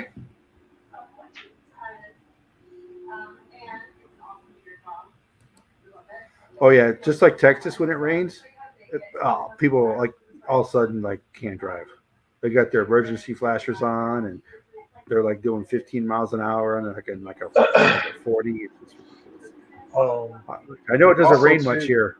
I do want to see us use King Kenne maybe a little bit more. Maybe they should have said on that. You know what though? He's had 2 coaching staffs and he still does not get used as a running back. There has got to be something about him just not being able to do it. Right. Or getting Brandon Powell back, out there instead of trying to force KJ Osborne out there. Osborne still has a case of the drops too. Yeah. He still does. Yeah, LA is definitely a place to visit. I would not want to live there. California is so damn expensive, it's ridiculous. My girl lives Okay. in Vacaville.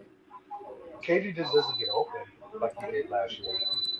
No, he doesn't. I don't know what that is. Well, he also doesn't have JJ to protect him either. Hey, JJ or Thielen. Yeah.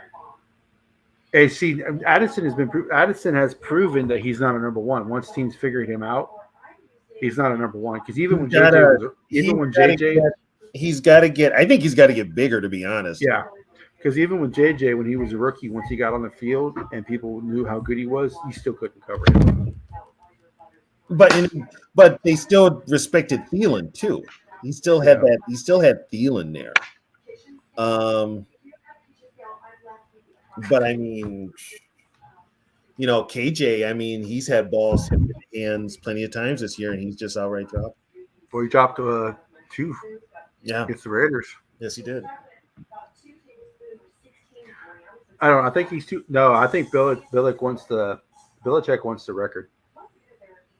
Yeah. Yeah, Frozen Reisner, if you look at the NFL stats, he has yet to give up a sack. I thought he did too, because I thought I saw people running past him too, but according to statisticians, he has yet to give up. I thought he was the king of the lookout block. Oh, I used to call him the human turnstile in Denver, but he could run block. I thought he was but then they say he can't run block either. So what do you do? What about Naylor? We all think about him. Yeah, I would be looking at cutting Naylor. Yeah, let's also say this. Mullins is not going to get our wide receivers killed like Dobbs did last week. Oh no, he's not going to get JJ killed. No. Mm-mm. Yeah. Like, do you think that? I think JJ. Honestly, I think JJ was okay. Like, he got hit. I don't think it was that hard of a hit where he had to go to the hospital. But I know he wasn't about to go back in. Well, no. The main reason he went to the hospital was because they wanted to check his lungs and his ribs to make sure that he could fly home. Yeah, because that getting the altitude change like that could. Yeah, that's why he went to the hospital. I guess they didn't have the equipment at the stadium to check it. Well, they got a jail though. I mean, hey, what happens in Vegas stays in Vegas. Yeah, but yeah, I mean, and you know what? I mean, these receivers need to take it. They need to realize they're going to get hit. It's football. So right now we have the Bears going 5-12. We got the Packers going 8-9 or 9-8. I got them going 8-9. Okay, and then we have the Lions losing out, right? What are the Lions right now? Let me go back and check. I think the Lions 9-4 or 9. I think they have 2 more. Right now, the Lions are 9-4. Okay, so guess what? If they lose all 4, they'll be 9-8. Yes, which means they lose twice. This is the one year where I feel like there's like no clear separation from any team. There really isn't. We can't get our act together. There is. The Niners and the Ravens. And we beat the Niners. They didn't have their best weapon. So, God. So you're starting we don't have Cousins. Catch now. You're starting to sound like some of these people in the chat, but we don't have our best weapons. But what I'm saying, if they played the 49ers with the way the 49ers are playing now, I don't think Minnesota beats them. They have their best receiver. Ayuk is their best receiver. It's not Debo. Debo's their best. No, I didn't say receiver. I said player. They have McCaffrey. Debo means more to that offense than McCaffrey does. They had McCaffrey. I know. They lost 3 in a row with McCaffrey. They haven't lost with Debo all year. And your point is? Well, Debo's my guy because he went to the same school I went to. But, no, but I'm saying right now, with the way the 49ers are playing, Vikings are not going to beat the 49ers. And you're probably right, but we still beat them. Oh, I know. It's good. And I think the Ravens, with the way Joe Flacco is, if he keeps playing the way he's playing, I think the Browns could give the Ravens a fight. The only team I don't think we match up well with is still Dallas. I think that's still a mismatch for us. Dallas, you know what? I don't trust our offense against that defense. No.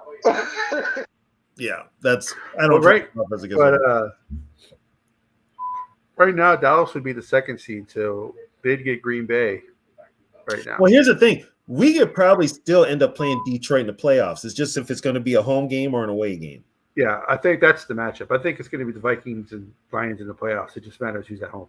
Yeah, just who's going to be the home team. Yeah, because they're probably going to finish with the same record. If they finish with the same record, that means Minnesota wins the division. Well, okay. Say the Lions fold, they're 9-8. If the Vikings, well, they beat if the Vikings beat both the Bengals and the Packers, they're 4-0. And right now they're 7-6. So Minnesota would be what, 11-6? Yeah, And third seed. yeah. What if, oh my God. Hey, you know what? I would Here have to comes a crazy idea. I would have to cheer for the Browns. I would. That was my dad's favorite team before the Vikings. He was a Browns fan? Oh yeah, well, for historical preferences, my dad was from that generation. Most most African Americans were Browns fans because the Browns had brothers. The Browns were the first team to integrate. Yep. The Rams were Yeah, I second. remember. Yep. I remember now. And he lived in Akron. I have family. in And Ohio, the so- only reason the University of Alabama integrated was because them boys whipped them when they played them.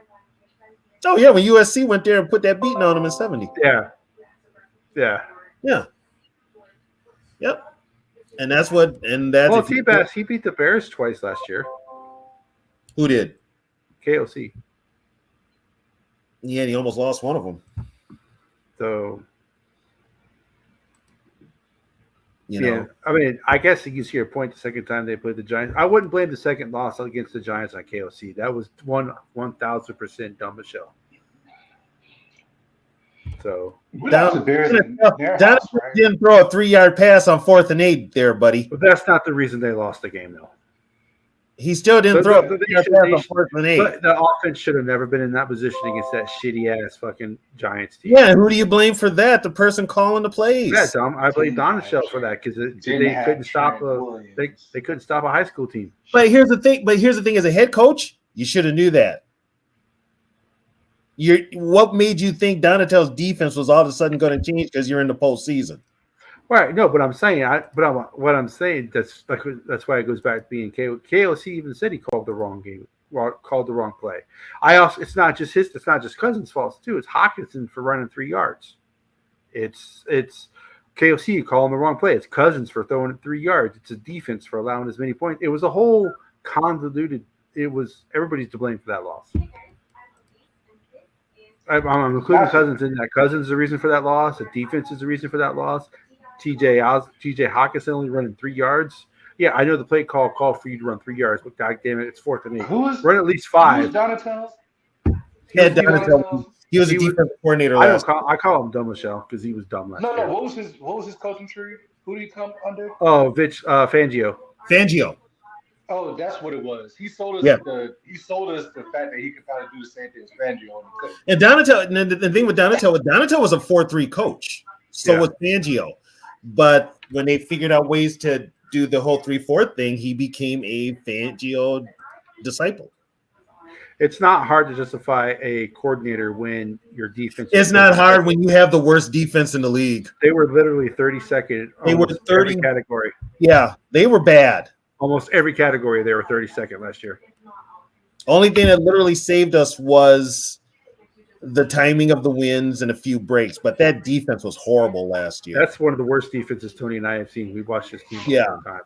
That was one of the worst I've seen in all of football. I ain't gonna lie. They were that bad. I'm curious to know what what's his face's numbers are now that he's with the Browns instead of us, because I guess we weren't good enough. Zadarius? Yeah. Let me see. I think I thought he had like 8 sacks.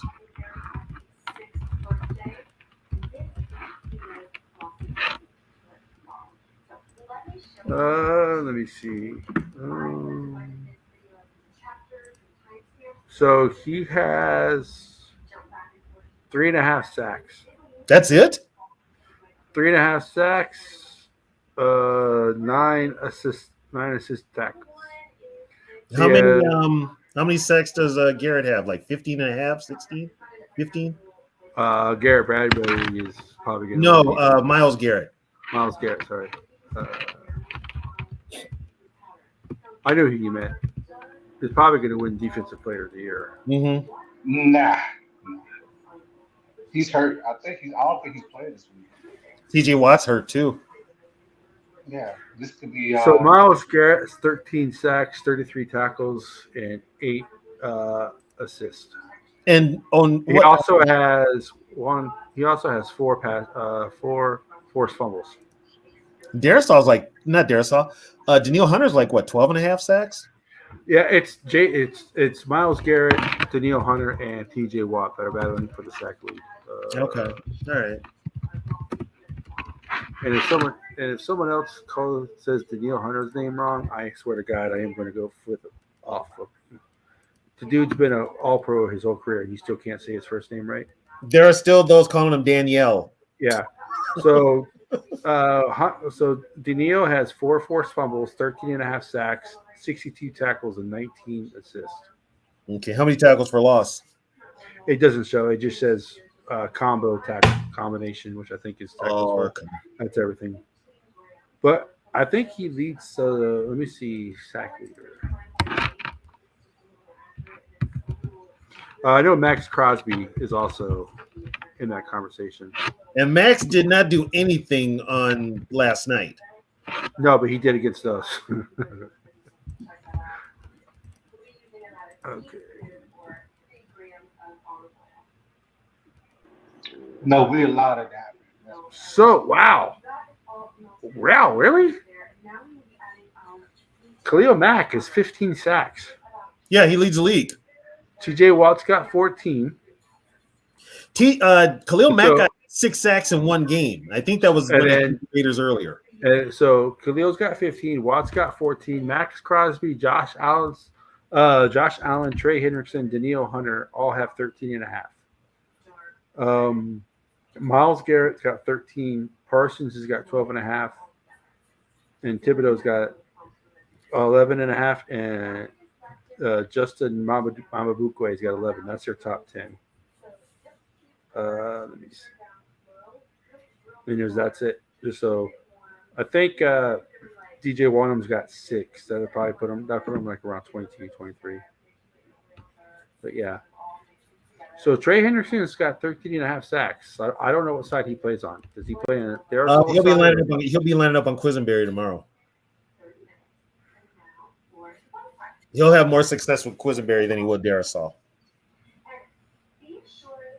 Yeah. So he's going to line up on Quisenberry. Yeah, because he plays for Minnesota. He's plays for Minnesota. He plays for Minnesota. He's a Viking. I guarantee if he was a Ram, if he was an Eagle, if he was a Rainer, a Raven, a Cowboy, he would be. We'd be hearing about him with his career. They'd be like he would be considered one of the best defensive linemen because of his career numbers. But since he plays for Minnesota, no one cares. Yes, Sarah, the Ravens do have a bad offensive line. Yeah, they do. Yeah, that's kind of the problem with KLC. He's too nice. Yeah. You should have let him go in the middle of the season. You should have fired him at the bye week and let Pettin run the defense. Right. But you kept him, and Pettin couldn't have been even worse. No. But here's the thing: Donatel gets up there in the presser and he's like telling everybody to trust the process. Well, I remember before the playoff game, he said, "You guys are gonna like what you're gonna see." He's like, we got something new for you. You guys are gonna see something new in this playoff game." He was right. They were worse. Yep. Yeah, they were garbage. Yeah. Yeah, the Bengals have a bad offensive line. Yeah, the Bengals do have a bad offensive line, which is why I think which is why Burrow got hurt. So they have a bad offensive line.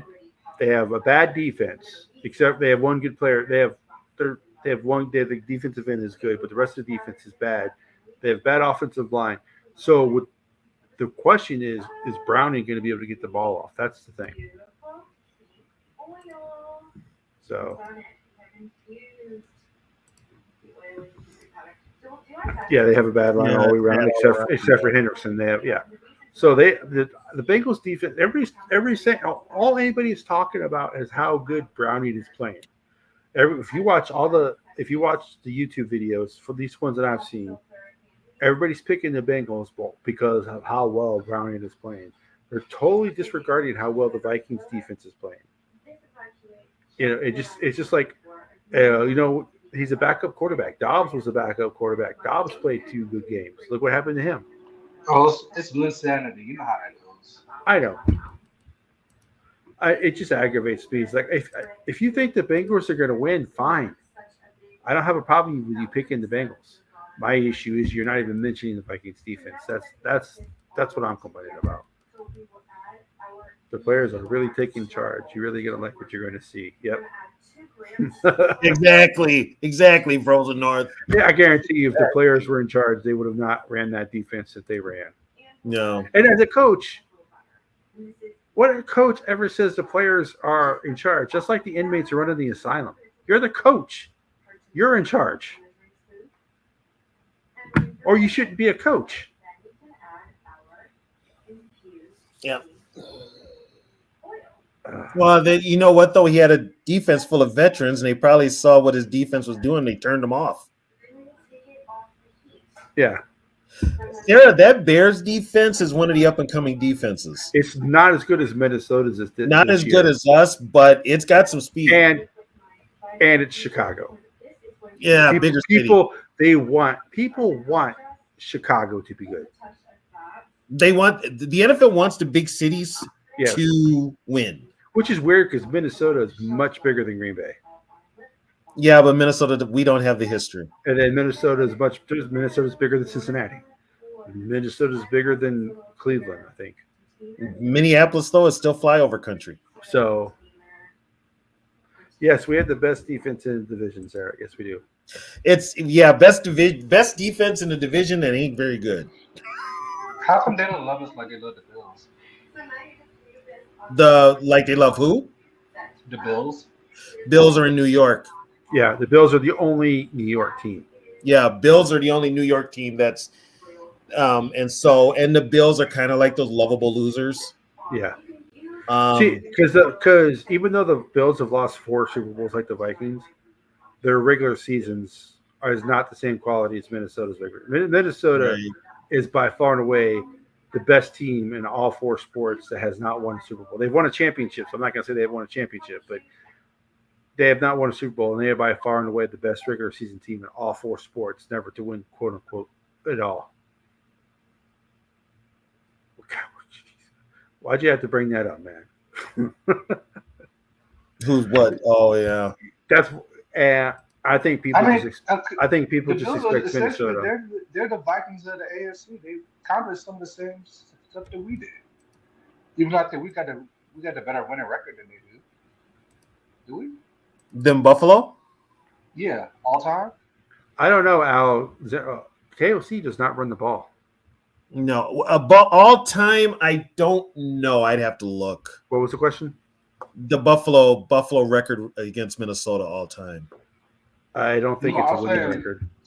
Just in general, I think the Vikings are well. We got to keep in mind Buffalo started in the AFC. They were the AFL in 1960. They were one of the original teams. Yeah.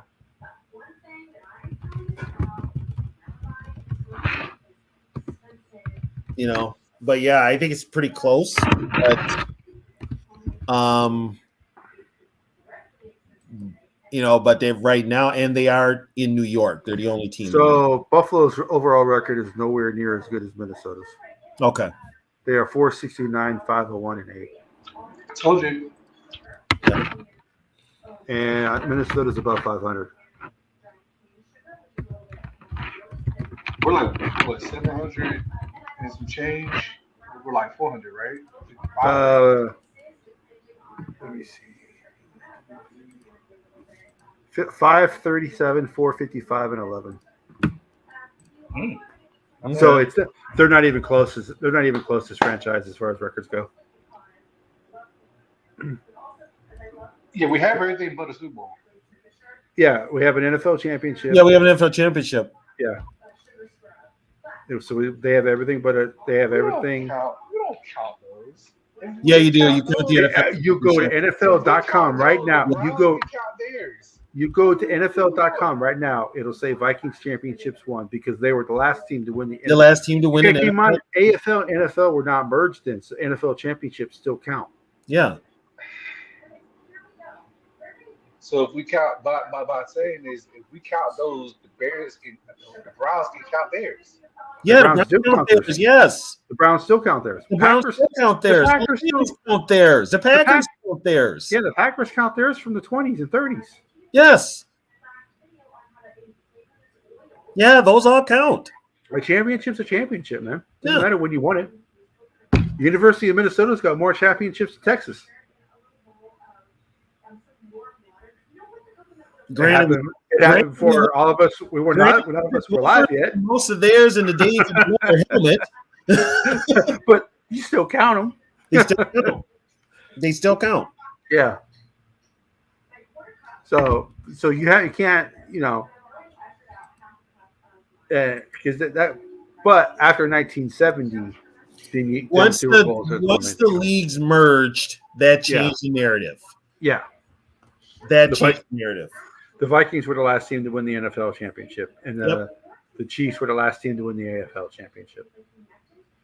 So, Which, by the way, Green Bay still has our trophy. yeah. I don't know if we have the best. Nah, Frozen. We don't have the best defense in the league, man. That Browns defense is nasty. Yeah, that Browns defense is good. Yeah, the Baltimore Ravens defense is nasty. The 49 defense has gotten better, but they're not. But no, the Vikings defense is 9th overall in the league. So That was such a Bear thing to do. Just let their best defensive players go somewhere else and flourish. best team in the division. That's probably what you probably meant. But yeah, we definitely had the best division in it. Well, the Bears were cleaning house because they got rid of all those big contracts. And then now Frozen. StreamYard, when you delete a comment on Facebook, I don't think StreamYard deletes it. I think it stays in StreamYard. Yeah. But I think I knew what you meant after reading that. But no, so if they beat the Bengals and Mullins plays like I think Mullins can play, not Mullins doesn't have to win the game. The defense is so good, he doesn't have to win the game. He just has not to lose it. I think Mullins can do that. Well, if we can keep Mullins on the short and medium, we'll be fine. It's the long passes that we got to. You know what though? When we get in the red zone, we got to come up with 6 instead of 3 all the time. Yeah, well, having JJ back Got to should score help that. touchdowns. Having JJ back should help that. You know, we've got to score touchdowns. And if KOC was smart, he would use JJ as a decoy this week. Because they're going to be primed to try to start JJ. And they got JJ back. They're going to go to JJ. I'm not saying don't throw him the ball at all, but use him as more of a decoy than you usually do. You know what though? You'll piss off JJ by doing that because guess what? Jamar Chase has been running his mouth all week saying he's the best receiver. Well, he's not. He's clearly not. Everybody knows that. JJ wants to prove he's not. Except for Bengal fans. Everybody knows JJ is the best receiver in the NFL. And JJ wants to prove he's not. That he is that. Miami fans would say different. What's that? Miami fans would say different. Oh, a Tyreek? Tyreek's fast. That's it. Yeah. He does not run. He does not run the routes the same way JJ does. There's more to being a receiver than just being fast. If JJ had Tyreek's speed, he'd be Randy Moss. That's how good JJ is. And Randy Moss still didn't run routes as good as JJ. If Randy Moss ran routes as good as JJ, he would be the best receiver. He's already the best receiver in all time, in my opinion, but he would be far and away the best receiver of all time. But Randy was so talented, just like Tyreek Hill, that he didn't have to run routes. No, you just You put it up there for Randy, and You just Randy put it gets. up. But see, Tyreek Hill is only 5'10", 5'11". Randy Moss was 6'4". If And fast. Tyreek gets separation and he's got any kind of a space after catch, he's probably gonna burn you. Yeah. Miami fans are delusional. They've had one good year and they're all of a sudden, oh my God, it's the 72 Dolphins all He's over. not bad. He is the only person you could say is better than Moss would be Rice. I don't think he is, but Rice was always in a better situation as far as quarterbacks and offense and stuff like that. Yeah, he had 2 Hall of Fame quarterbacks. Yeah, back to back. Back to back. So, and he, I think and T.O. he, I think T.O. has a good argument. no, T.O. is no. I got Charles Johnson ahead of T.O.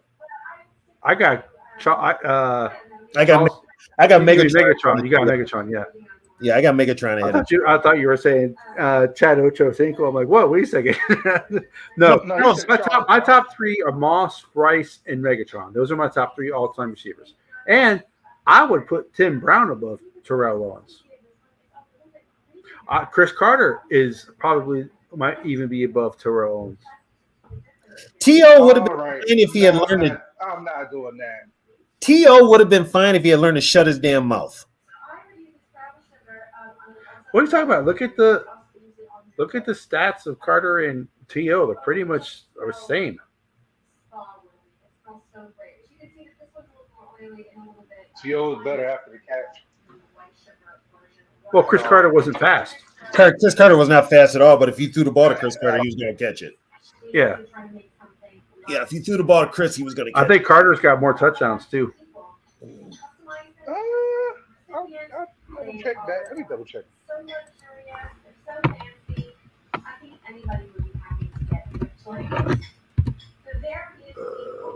So Terrell Owens had 153 touchdowns. Carter had more than that, I think.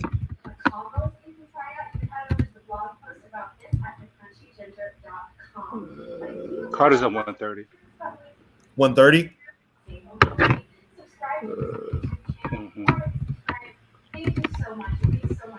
So right now the lineup is Jerry Rice at 197, Brandon Moss 156, T.O. 153, Chris Carter 130, Marvin Harris at 128, Larry Fitzgerald. And we forget how good Marvin Harrison was. What about how many years? See, Jerry Rice played like 50 years.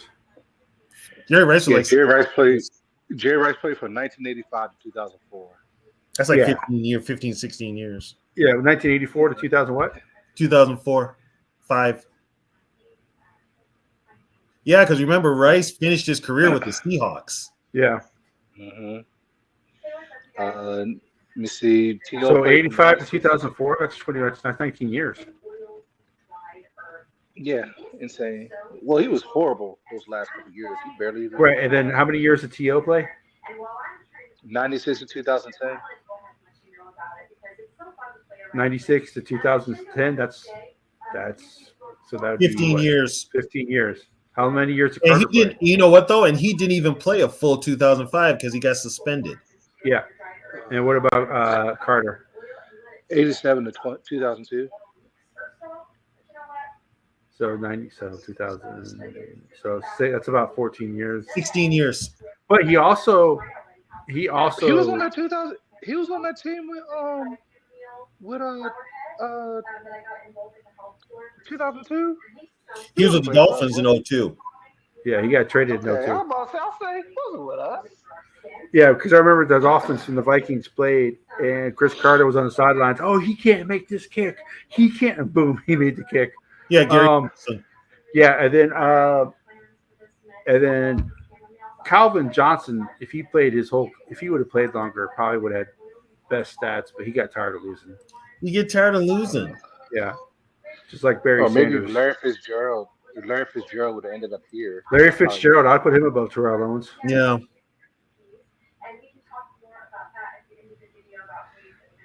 Based on I'm not skill, saying Larry I'm not saying Fitzgerald T.O. has wasn't all good. time.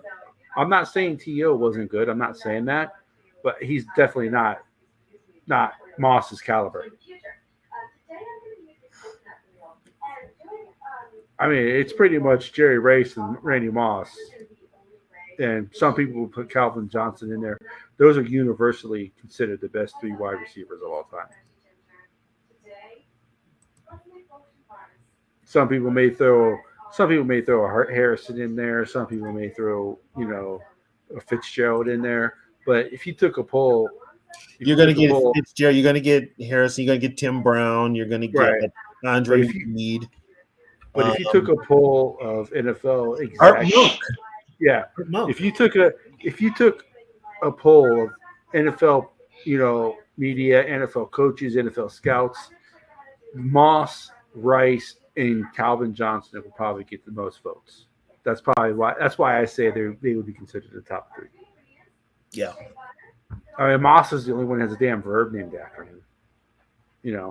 So I mean, but I'm partial to Mr. Moss. My name says it all. So, all right. So we've been going for 2.5 hours. So let's go ahead and wrap this up. All right. So Bears 5-12. 6-11 at best. At best. Packers 8-9, 9-8 at best. Yeah. At best, 1-3 for the Lions or 2-2. 1-3.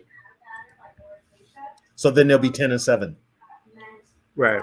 But And I got him at 9-8. So if the Vikings lose, let's say the Vikings lose tomorrow, they can still win the division by winning the last 3 games because they would only have 1 division loss, Right. and the Lions would have 2, and they would have the same record. Right. But I like I said, for the Vikings, it all depends on KLC. Yeah. But I can see this team winning. I can see the Vikings winning the North. No, their defense is going to let them down. Jordan Love is going to let them down. So their schedule is easy. So, but then, and also with the Packers, you don't know what Packer team's going to show up.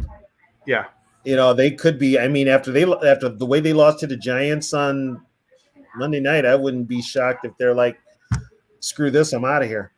yeah. Well, if they lose, it's going to be hard for them to make the playoffs if they leave Sunday. True. If they lose to Tampa Bay, it's done. It's done. My bad, phone died. No worries. Yeah, so we were just wrapping up. So what do you think? You think 5-12, 6-11 best for the Bears?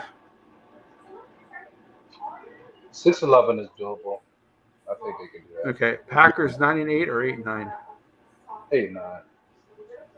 And the Lions 2-2 the best or 1-3? Do you think they finish? If they don't beat the Broncos,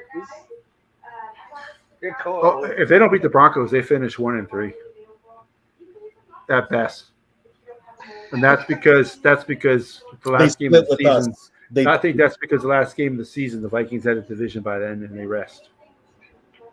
No, I want to smoke them. It's not gonna happen.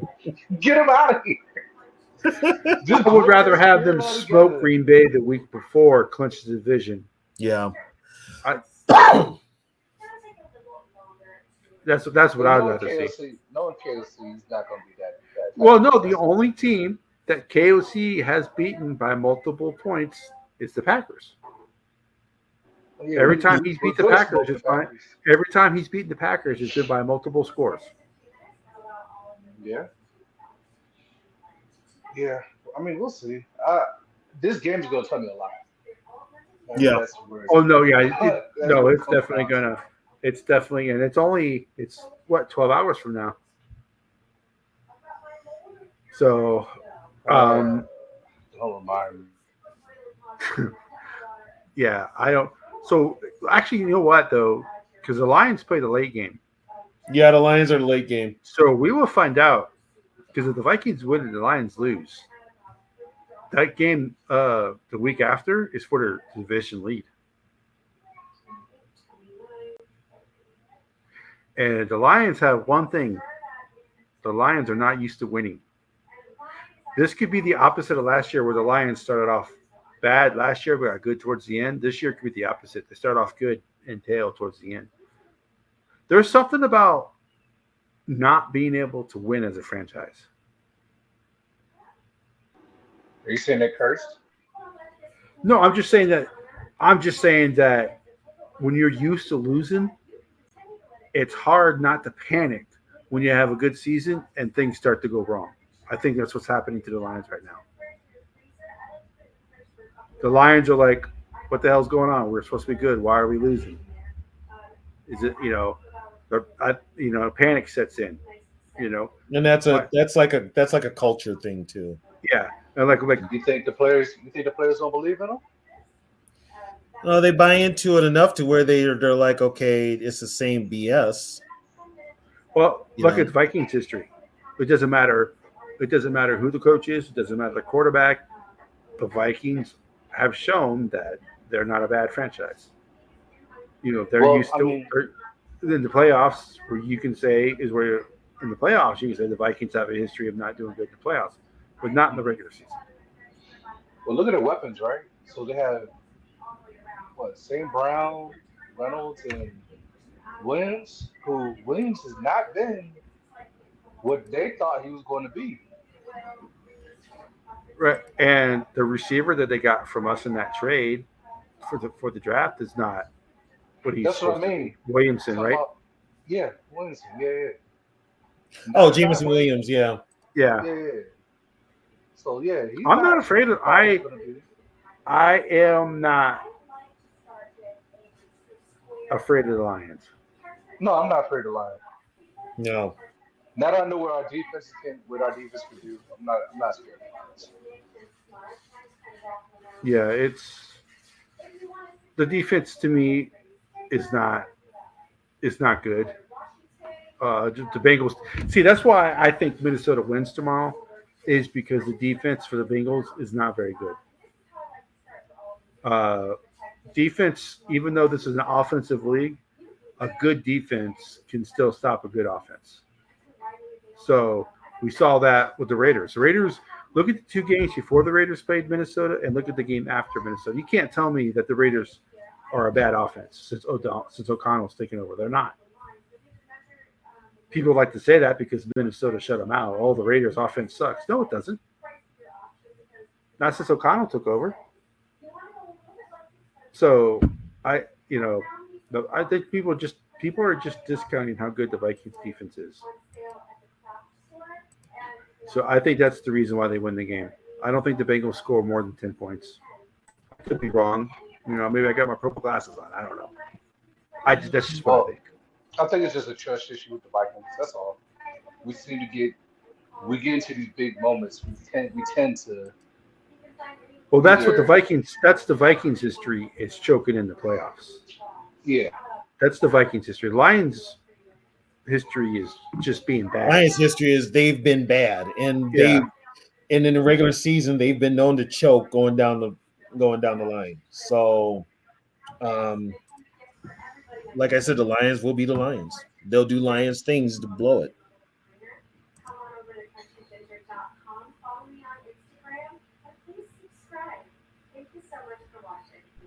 Actually, it's a lot of teams that are the 2022 Vikings this year. Yeah, there They is. kind of break everything out. Yeah. There is. It's kind of what the NFL wanted.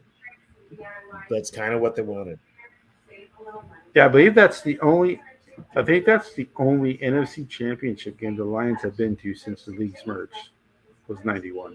Yeah, when they got shut out by the Redskins. Yeah, that's so the league merged in '70, and that's the only championship game they've been to. Yep. So that's what we're talking about with the Lions just not being good, and they haven't won the division in 30 years. I was in high school the last time they won the division, and I'm almost 50. When's the last time they won the division? 91? 91 was the last time they won. No, 93 was the last time they won. 93. 93. Well, I was the gonna last say time the they only won. thing we've shown in the past 5-10 years that we hate the Saints. We can beat the Saints in the We're good playoffs. enough. As long as we play the Saints in the playoffs, we're golden since '09. We're golden. But, just think, the Vikings have been to, I think I said it, 11 NFC Championship games, and they've lost the last 6. No, Last they 7. lost the last 7. Last 7. Yeah. So the Vikings are 4-7 in championship games, and they've lost the No, last. they're actually in NFC championships. Well, no, since the merger. Okay, are you counting the NFL championship? No, I'm talking since the merger, 1970. 70, they're 3 and Yeah, okay. Well, no. Well, NFC champions. No, I'm talking NFC championships. yeah, 3 and 7, 3 and So, 6. well, if you count the '69 season, and then I guess they're 4. 4 and They went- 7. Yeah, 4 so they're and 4 and 7. Yeah. Yeah. So yeah, all since they've been a friend, So Yeah, because they've lost to everybody in the East in the championship game. yep, they're also the. That's so they're 4. They've lost to the Falcons. They've lost Yeah, to the Saints. Saints. They've lost. That's 49ers, right? 3 and 6, 3 and 7. Did they lose in the 49ers in the championship game, or is it all divisions? Those are all divisionals. Yeah, so they lost to the Giants, Eagles, Cowboys and Redskins. Redskins. They lost to Falcons. Right. They lost to the Saints. Saints. Yeah. So that's 6. So they must have lost to one of the NFC teams, East teams, twice.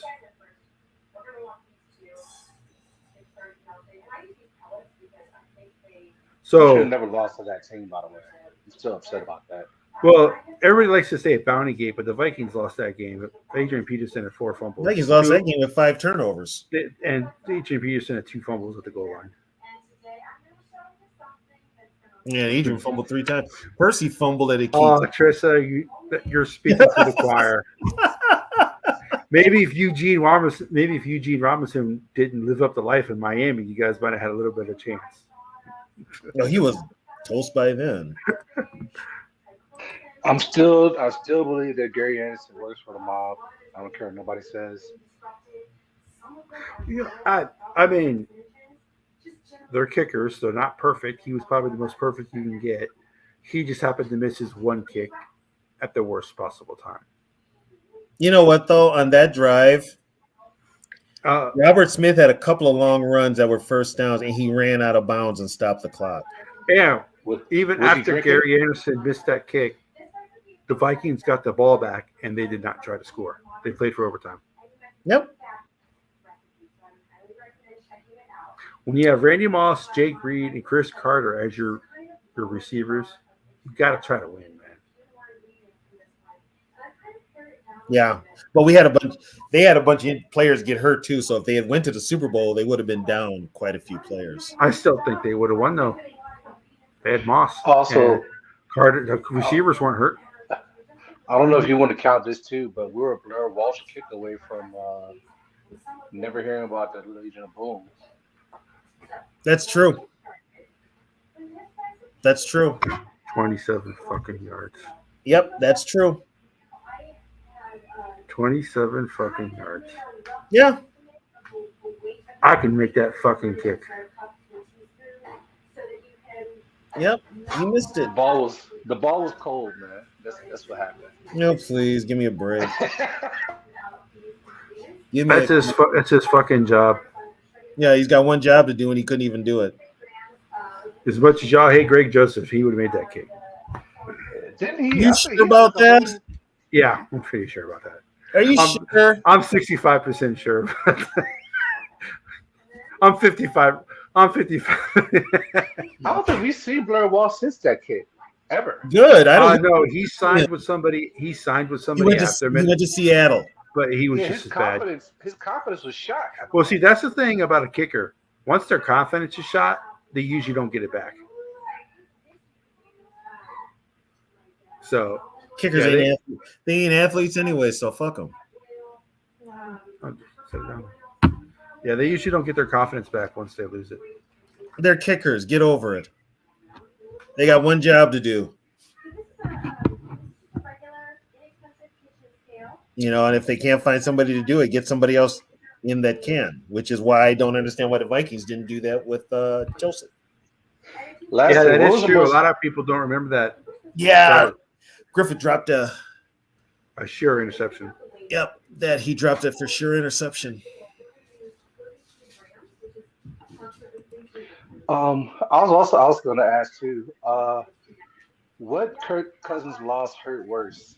The Seattle one, where it was just 10 points and we just couldn't get, we couldn't score more than 10 points with Diggs and Cook and and Thielen, which was like what? I think that was like 2 years ago, 3 years ago. Well, you're That talking was for about the the playoffs? division. That was for the division. We could have made the playoffs if we would have just beat Seattle. I think that was that year. Oh, it might have been the same year. No, you're talking about that Monday night game where he looked confused and lost, and they called him out on it. Yeah, and that was when Russell Wilson ran like a 60-yarder on us out of nowhere. Um, Between that one and the Bears, where the Bears The Bears game was only worse because the scored like Bears didn't even play their starters, we still couldn't beat them. and we With couldn't Kirk beat them. Cousins. That one, the Seattle game told me something because they mic'd, who was it? They mic'd Bobby Wagner, and Yeah. Wagner is literally yelling, "He's scared, he's scared," and he's saying it front and center. And Kirk was scared; it was obvious. But that Bears game, all you have to do is win and you're in. But then when Thielen got into it with Cousins on the sideline, you knew something was up. You knew something was up. That should have been a telltale right there. But we can say that about any Vikings quarterback. What loss hurt worse? Was it the 3 Super Bowl losses by Thornton? Was it the championship games by Dante? Was it the Dante was only in one championship game. Was it the Bridgewater playoff game against Seattle? Was it the Nathan Poole game against was it the regular season game? But see, for Teddy, and all due respect to Teddy, it was Walsh that blew it for him. It came down to the kicker. So you're saying that see, this is where we get into the territory. So Cousins is the reason we lost those games, but the kicker is the reason why Teddy lost. In that game, yes. That's what I'm. Well, see, Teddy back had to the point where I was trying to make about the playoff game. Teddy had us in position to win. Teddy had us in a position to win. He did his job. Teddy was a game manager. Right. Kirk Cousins put the team in a lead. The defense blew it. What game? Pretty much all the games last year when in the year before. Kirk Cousins either gave the Vikings the lead or tied in the fourth quarter. Last year, Mike Zimmer, and I think it was 7 times the defense blew every single one of them. But yet, all the losses were Cousins' fault. This is where I'm going back to. I was like, I understand Cousins has limitations, and I understand that it's a team loss. And I understand Cousins doesn't always make the right play to win. But every time the Vikings lose, it's always his Cousins' fault. I'm not saying you two. I'm not saying you two. But I'm saying that's the argument. I got one for you, and I throw this back in every motherfucking Viking fan's face. Who assigned to this team to win us the Super Bowl? I know. I am not. Who was told? Who said when we sign this guy, he's the missing piece for us to win a Super Bowl? Well, whoever that evaluation is, it don't matter. It don't matter. Who was the guy? But what I'm saying, who was the guy? I understand that. But the Vikings have also come out of the other side of the mouth. I have not done him. They haven't given him. Kirk Cousins has limitations. We all know this. Yeah. Right. So yeah, we've seen it. We've seen it in the Rams game. When here's the thing, though. But Kev, this is what pisses me off. But the difference is limitations with Redskins. But the difference is. But what I'm saying is, whoever said that was wrong. But what I'm saying is the difference is when Culpepper would lose a game, Teddy Bridgewater would lose a game, any other quarterback would lose a game. It was always Well, yeah, he got us down there, but the kicker missed. Well, and Because the kicker did. but what I am saying is that when it involves Cousins got us down there for the game-winning field goal, but he should have scored a touchdown to win the game. Well, I'll put it like this. I'm not saying you. I am saying the people who say every loss is on Cousins. That's what I'm saying. That's the difference. He gets more hate than any other Vikings quarterback. Because you know why? Because it's very simple. It's very simple. You signed him at guaranteed money to bring you a Super Bowl twice. He hasn't done that. He's barely won the division. And also, those specific games, that Seattle game was a winnable game. Yes. That Bears game was a winnable game. When we needed him to win the most, when we first got him, that first year we got him, we brought him up here. He was the answer. He was going to take us to the Super Bowl. Management told us that. That's why they gave him the guarantee. Management said that, not the coach. Right. Here's the thing. Because the coach actually, you know what? Give Zimmer credit. He knew. But here's the thing. When it came time for him to put up or shut up, he failed. He failed. Couldn't overcome. Fine. That's the problem. That's all it comes down to. Could not overcome. Okay. Well, you know, we were only 500 when Kirk was in. You know. But yeah, I get what you're saying, but the narrative is different because no other pressure was also, and this is not Kirk's fault either. The spotlight was never put on a quarterback as brightly as it has been Kirk in Minnesota. Right, no, what I'm saying is I'm just one of those to where Cousins does deserve criticism. He does deserve to get criticized and all that. I just think he gets way too much hate, way too much blame. But but that's what I'm saying. Those games, those specific games I brought up, those type of games, we've seen those too many times from Kirk. Yeah, we've seen him with most Vikings quarterbacks through the history of the NFL. Through the Vikings, it depends on the quarterback. There's only two quarterbacks in history that have ever done anything for the Vikings: Joe Cap, and that was defense mostly, and Tarkenton. That's it. But you know what? I'm going to come to somebody's credit though. Those quarterbacks that we had before them, many of those quarterbacks were a hell of a lot more competitive than Cousins. Well, I'm not saying Cousins. I'm not saying the Cousins. Many of them had that leadership. You know. Tommy Kramer was the biggest drunk on the team, but I'll tell you what, he'd go out there on Sundays and win a game at the last second, even after he throws 5 interceptions. But he was a battler. You don't see that in Kirk. There's nothing in Kirk that makes me want to be. I'm not disagreeing with you. I'm not disagreeing with you. Okay, so you see where I'm coming from with this guy, right? You saw it last year. Yeah. As soon as the Cowboys, we played the Cowboys, he got cracked that first. The whole team quit in the Cowboy game. It was over. The whole team quit in the Cowboy game. The whole team quit because they knew Kirk was done. Yes. No, they would have quit it. The defense quit in that game. Well, they never got started, to be honest. Yeah, So I mean, everybody quit in that game. I haven't seen Dante. I will say, to your point. No, listen. We all feel the same about Cousins. None of us want him back.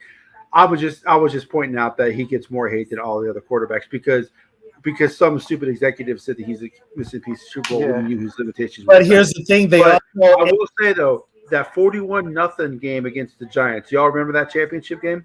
Yeah, I turned it off. Who was the one? I watched the whole game. Who was the one guy who fought to the end? Culpepper. So in that regard, yes, that's why Culpepper is better than Cousins when people talk about the echelon of Vikings quarterbacks. But my only point is that other quarterbacks, what was the kicker's fault or was the defense's fault? The reason why they lost that game. Kirk Cousins, it's Cousins' fault. That's all I'm saying. Even sometimes it is true, but there are times when it's not true. When it's not, I'm not saying you, Tony, but I'm saying there's people out there who say it's always Cousins' fault, no matter what the reason they lost the game. You know what though, and here's the problem here in Minnesota, especially, you've got a legion of fans that will blame Kirk for everything, but then you've got another legion of Viking fans that Kirk Cousins walks on water. Yeah. So you're going to have that problem. Here's the thing that I tell people. Those Kirk Cousins stands that love Kirk Cousins, guess what? If you bring up those same talking points to any other football fan across the country, T-Bass, we all are. And T-Bass, I'm totally fine with moving on from him too. The problem is, as we've said, they probably more than likely it's probably 85%, 85 to 15% that he resigns in Minnesota. Because if they sign him before March, that 23. Actually, Frozen. Go back to Frozen's comment. The only here's the thing that I'm on KOC is because KOC was advertised as this offensive genius. He was advertised as that. That's why he got the job because he came from St. Louis, labeled as an offensive genius. The guy never called a play. You know who else was labeled as an offensive genius? Brad Childress. Mike Gas offenses. Essentially, I mean, if you want to be real about it, it looks like the only difference is KOC wasn't an asshole. What's that? What's that, D-Money? Sorry, D-Money. I said, you kind of want to be real about it. John DeFilippo didn't like running the ball either. He threw a lot too. DeFilippo shouldn't have even had the gig. DeFilippo got fired because he told Zimmer to go fuck himself. DeFilippo didn't even. Okay, once again, somebody who didn't call the plays got hired. We hired as an offensive coordinator. I'm like, actually, advertising is very big with the Vikings. They're Frozen. Yeah, it's very big with the Viking organization. It really is. So, but then let's talk about that. Good night, baby. Another game. What game? Another game. What other game? When we first got Kirk Cousins and we went up against the Rams and we battled against the Rams, they had a chance to probably win that game, but Aaron Donald, I guess we had the ball last. We were playing from behind that whole game. Yeah. See those yards, and I'll tell you what, those yards that Kirk was putting up. I mean, he was coming from behind, but he went arm for arm with who was it? Was it Goff? It was Goff. It was Goff. But the problem that game was Zimmer's defense. You're not going to say that Cousins is the reason they lost the game because Aaron Donald beat the hell out of our offensive line and sacked him, right? Are you seriously going to say that? I'm going to say there could be an argument that could be made that he held the ball a little bit too long. That's always been an argument for Kirk. He holds the ball too long. But going back to what Tony said, they were behind that whole game. And I'm gonna see now you got me. I'm gonna defend Kirk. I hate you, Catch. I hate you for this shit. But you make me defend this his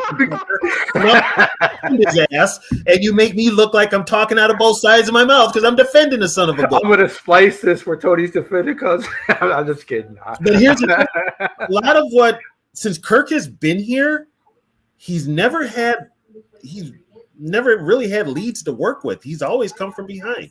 And last year was no different. So he's going to put up those, as they say, garbage numbers, garbage yards. But he's never really worked with a real lead.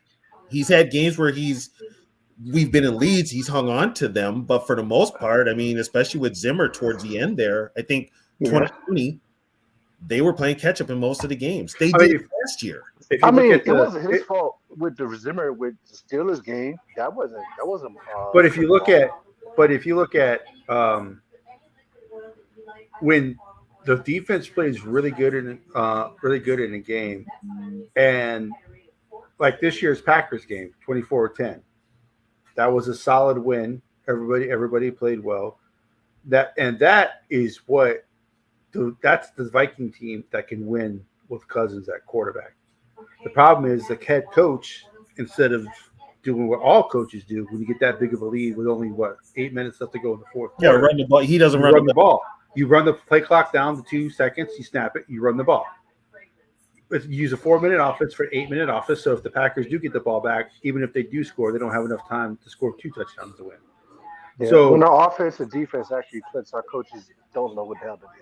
Right, but so I'm saying that's the problem that Cousins has always had. Even in Washington, he had that issue. So, but we all know everything has got to be almost perfect for Cousins to win. It has Kirk. Here's the thing: quarterback. It has to be perfect. Yeah. If it's not perfect, he really can't improvise. He doesn't. I don't know if he can improvise. I think he's afraid to can't. make a mistake. Improvise. I think he's afraid to make a mistake. That's At big. 36 years old, So he much. Yeah. can't improvise. Yeah. Yeah, That when showed you me. Go And ahead, my that, fault. that goes back to my frustration with him. Is it's 3rd and 3. You have a hole in front of you to easily get 7-8 yards rushing, and you hold on to the ball to look for a receiver. Just run it. You're fast enough. You proved that in the game last year. You ran like for 21 miles an hour when you were running the ball. You're fast. Just run. well Pick put it this way, up the first down. if you think he did, if you think he didn't run before, he really ain't running next year. Right. That's what I'm saying. Because he has the ability to be a top physically. He has the ability to be a top 10 quarterback. On 3rd and 3, you run the ball for the first down. That's what Mahomes does. That's what Hurts does. That's mentally, I'm not sure. I don't think he's mentally as tough as Mahomes is. Still young. He's Right, still I young. understand that, but He's gonna do that. But even okay, let's go to old quarterback Stafford. On 3rd and 3, he has no receiver open. He runs it. Stafford pays a price though too. He's so injured. So, right, but I'm just saying that's why I think Cousins has the ability to be a top 10 quarterback, but he holds himself back by not running on 3rd and 3 when he clearly gets the first down, and I think his coaching has limited him as well because they haven't given him. Bring up Frozen North's comment here about speaking of QBs. You Yeah. know who Kurt Warner came to Dobbs's aid. He came to Dobbs's side when it came to that. He actually blamed KLC for not adjusting. Yeah. Warner did. Okay, so if we're seeing that, just normal everyday people, and then you got a Hall of Fame coach, Hall of Fame quarterback saying the same thing. What is with KOC that he can't do this? This goes back to him trying to treat Dobbs as Kirk Cousins. And we saw the result. It's not good. Yeah. I don't blame Dobbs. I do not blame Dobbs for playing as bad as he did. Everybody knows that he is not accurate as a passer. But and also remember, now this is what I hate about KLC. This is why I get on KLC's ass. Dobbs scrambled for that touchdown against the Saints, right? Yeah. KLC was pissed off. Yeah. He scrambled against, who was it? Was it last week against the Raiders? You can see KLC drop an F. Why? Because 8 doesn't do that. 8 does what he's told. Okay, guess what? Sometimes you're not always going to get a quarterback who's going to listen to you. Tom Brady didn't listen to everything that Belichick and McDaniel said. I don't think Tom Brady listened to anybody. I think he caught his own place in the huddle. Yeah, you know what? He's like, these guys are idiots. I'm a Hall of Famer. I got 5 rings. I know what I'm doing. Bradshaw and Noel didn't get along at all. Yeah. And neither did and Landry and Staubach didn't get along. Landry and Staubach didn't get along either. But guess what? They did what it took to win. Kirk's. Yeah. This is the whole problem. We've got a team right now that everybody's nicey nice. Nobody wants to rock the boat. Yeah. Well, that's why I will say though. I will say, if you are a Lions fan, you are loyal as fuck. Yeah. With all the people nowadays being nothing but front runners, changing teams every couple years. Look at there is essentially no more. There is no more. If you watch basketball, Warrior fans have totally disappeared. There was no Warrior fans probably 15 years ago, 10, 15 years ago. No Warriors fans. Oh, now everybody's a Warriors. Now everybody's Warriors fans. Well, you know what? The Warriors are no longer good. So what happens? There's no more Warriors fans. So I actually give credit to Lions fans, to Browns fans, to Bills fans, Vikings fans. You have Chargers fans especially. Those are loyal fans. They don't just change because the weather suits them, because they want to have a good team. I think in general NFL fans are more loyal to their team than any other sport.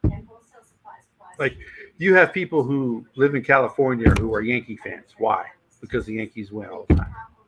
You got a lot of transplants too. Right. So everybody wants to be And here's the thing with LA.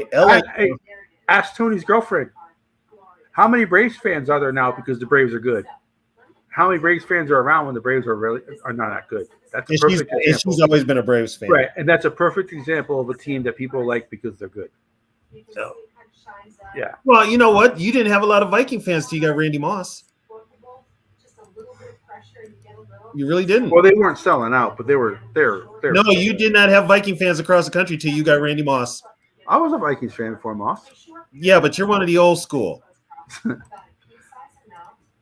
There are guys like Zoe's age that are Viking fans now. It's because of Randy Moss.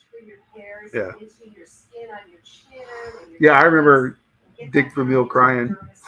We got Kurt Warner. We're going to rally around Kurt Warner, and we are going to win. Yeah, that fool was always crying. My God. Jeez. Oh my God. All right, so we think the Vikings are going to win the division. I think they win the division. So that means KLC is safe for what, 2 more years? Yeah. Yeah, he's safe for 2 more years, unless it goes complete ass up next year, maybe. But yeah, 2 more years. That's another team the Vikings struggle against in the playoffs. The Giants? I remember that 27-10 loss when Rodney Hampton ran all over them. Oh, that was 16-10, 17-10. 17-10, yeah.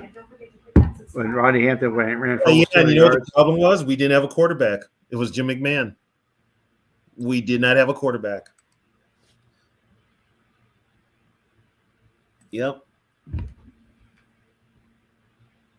Well, Mullins, I don't know if people are going to agree. Mullins is better than Dobbs. He just is. Well, and Mullins also fits KLC's offense. Yeah, Mullins can make throws that Dobbs can't. Dobbs is more athletic than Mullins, but Mullins is a better. So be prepared now. Be prepared because Mullins doesn't run either. No, he's even slower than Kirk. He's slower than Kirk. So guess what? If he sits in that pocket, this offensive line can only hold their blocks for so long. Especially without O'Neal. So you could possibly see the Bengals get 4 or 5 sacks tomorrow. Easily. Yeah, Moss changed everything. Would you say Moss saved Minnesota being in Minnesota? Yeah, he did at that time, yeah. He did. But here's the thing, though. McCombs was still threatening to move the team. Yeah, he wanted to move to San Antonio, but Jerry wanted to move to San Antonio. Jerry was not going to allow that. Jerry wasn't going to let that The Alamo Dome is better than the Metrodome, but it's still not an NFL quality stadium. They have to probably do about $50 million worth of upgrades for it to be an NFL stadium.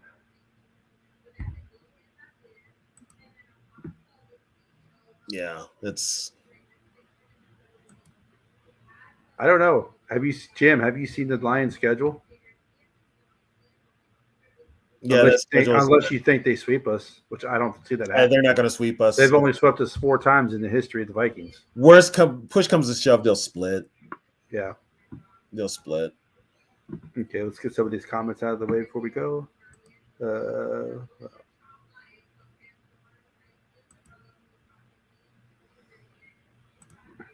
See, I'm going with the trend, and they lose to the Packers, and they lose the last game of the year to Detroit. What have the Packers shown that they can beat Minnesota right now? That's my question. Nothing. Because I know the Vikings offense is not very good, but that Vikings defense, the Packers defense is not good, and their offense, I don't think, can do anything against our defense. I mean, I could be wrong. But it is a home game, and the Vikings are not very good at home this year. So who knows? Yeah, that's another thing, too. How are you so bad in your home turf?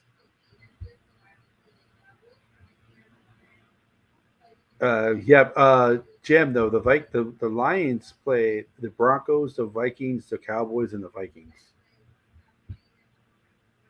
So, and if both teams go 2-2, I think the Vikings win the division, right? No, if they go 2-2, Lions probably win it. Well, because the Vikings are 7-6. Lions are 9-4. Yeah, so they would have two more. Yeah. Yeah. So I don't see the Packers. I don't see the Lions going 2-4 though.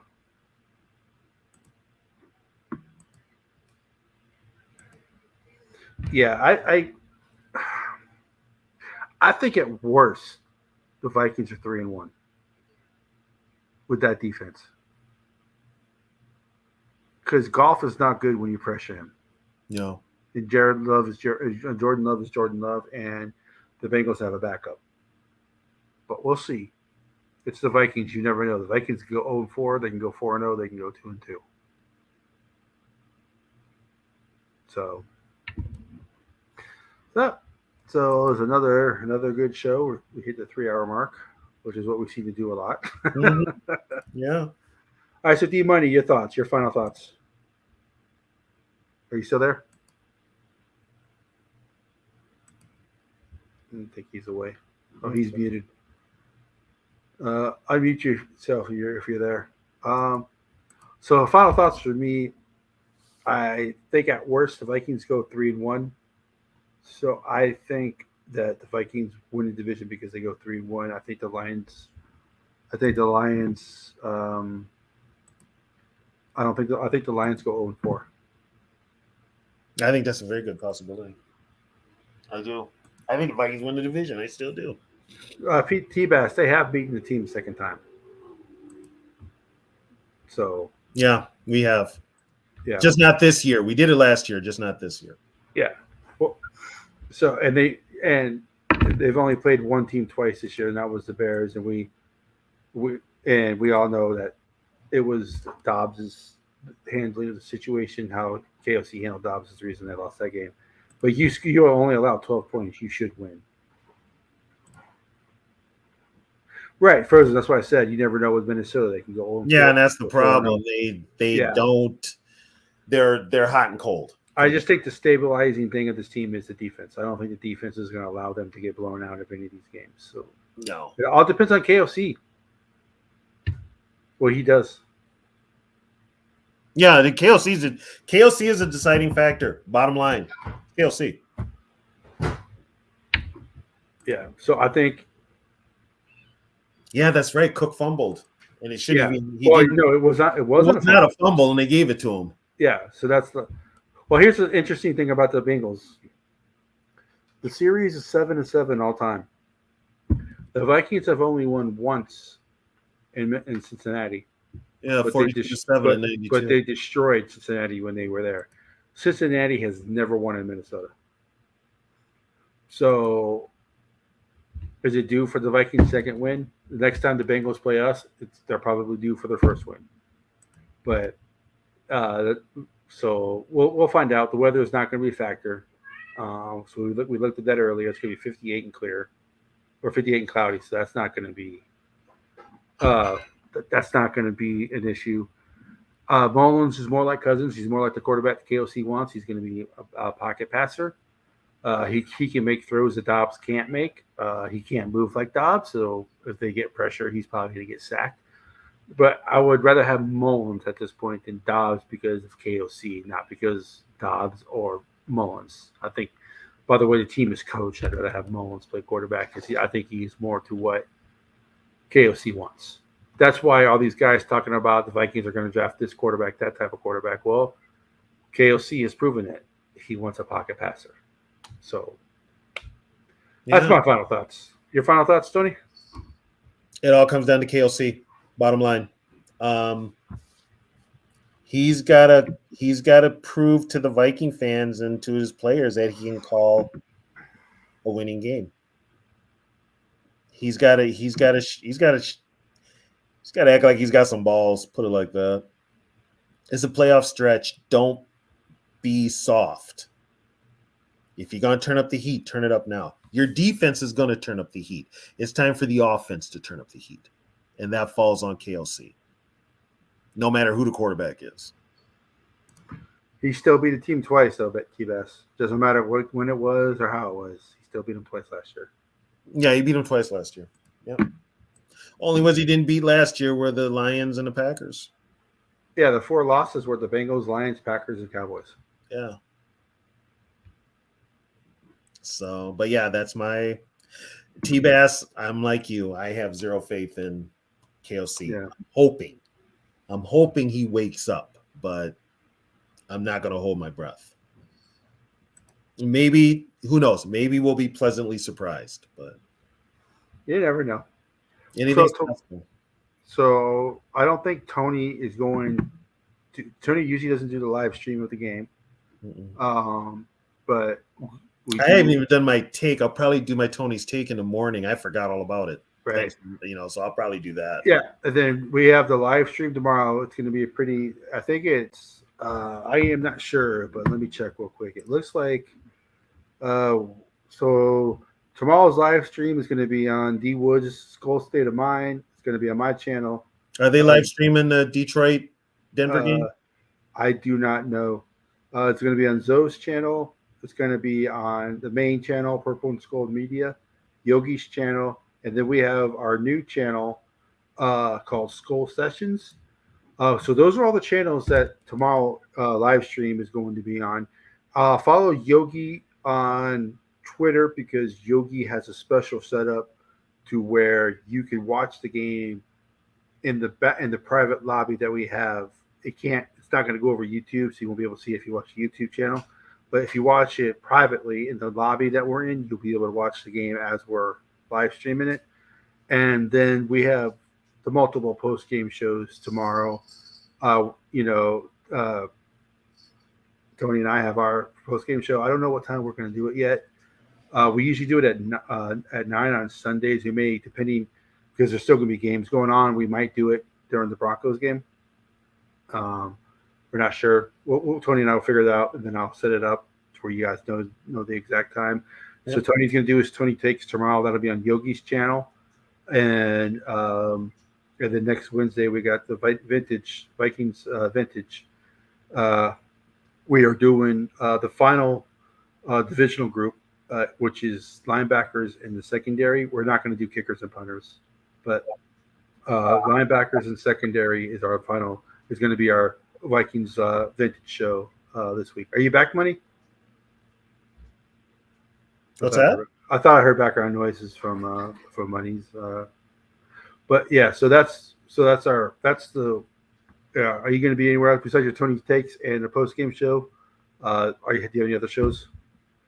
I might pop on Zoe's show and Yogi's show. That's about it. Okay. Well, we'd like to thank everybody for joining. The usuals, T-Bass, Frozen, Orpheus was in here. Swift, Swerve came in. Jim NFL. The same people who always come in here. We can't, Gary was in here, Bob. We can't tell you how much we appreciate you guys joining us. Tony and I are new to this YouTube thing. We're trying to get it going. Yeah. Frozen, you should you should be able to find the stream. Like I said, follow Yogi if you can, Frozen. Send Yogi a message. Like go to his channel and leave a message on his channel. And I'm sure he'll give you the stream if you can join. So it's gonna be a pretty big live stream. Thanks, baby. So once again, I love doing these shows. I love our Vikings Vintage show. I don't know why I didn't do YouTube earlier. I don't know why it took Yogi to convince me, but I thank Yogi every day for convincing me to do this. And then I met Tony, and then I think him and I have a rapport. We disagree, we agree. Mm-hmm. So I appreciate it, and I appreciate all the fans. I appreciate the Money, Zoe, everybody in the network. I appreciate everybody. Thank you, everybody. Yep. See you guys tomorrow. I know you're scared. I do too. If I were you. I know you're scared. I do too. If I were you. You better bring your A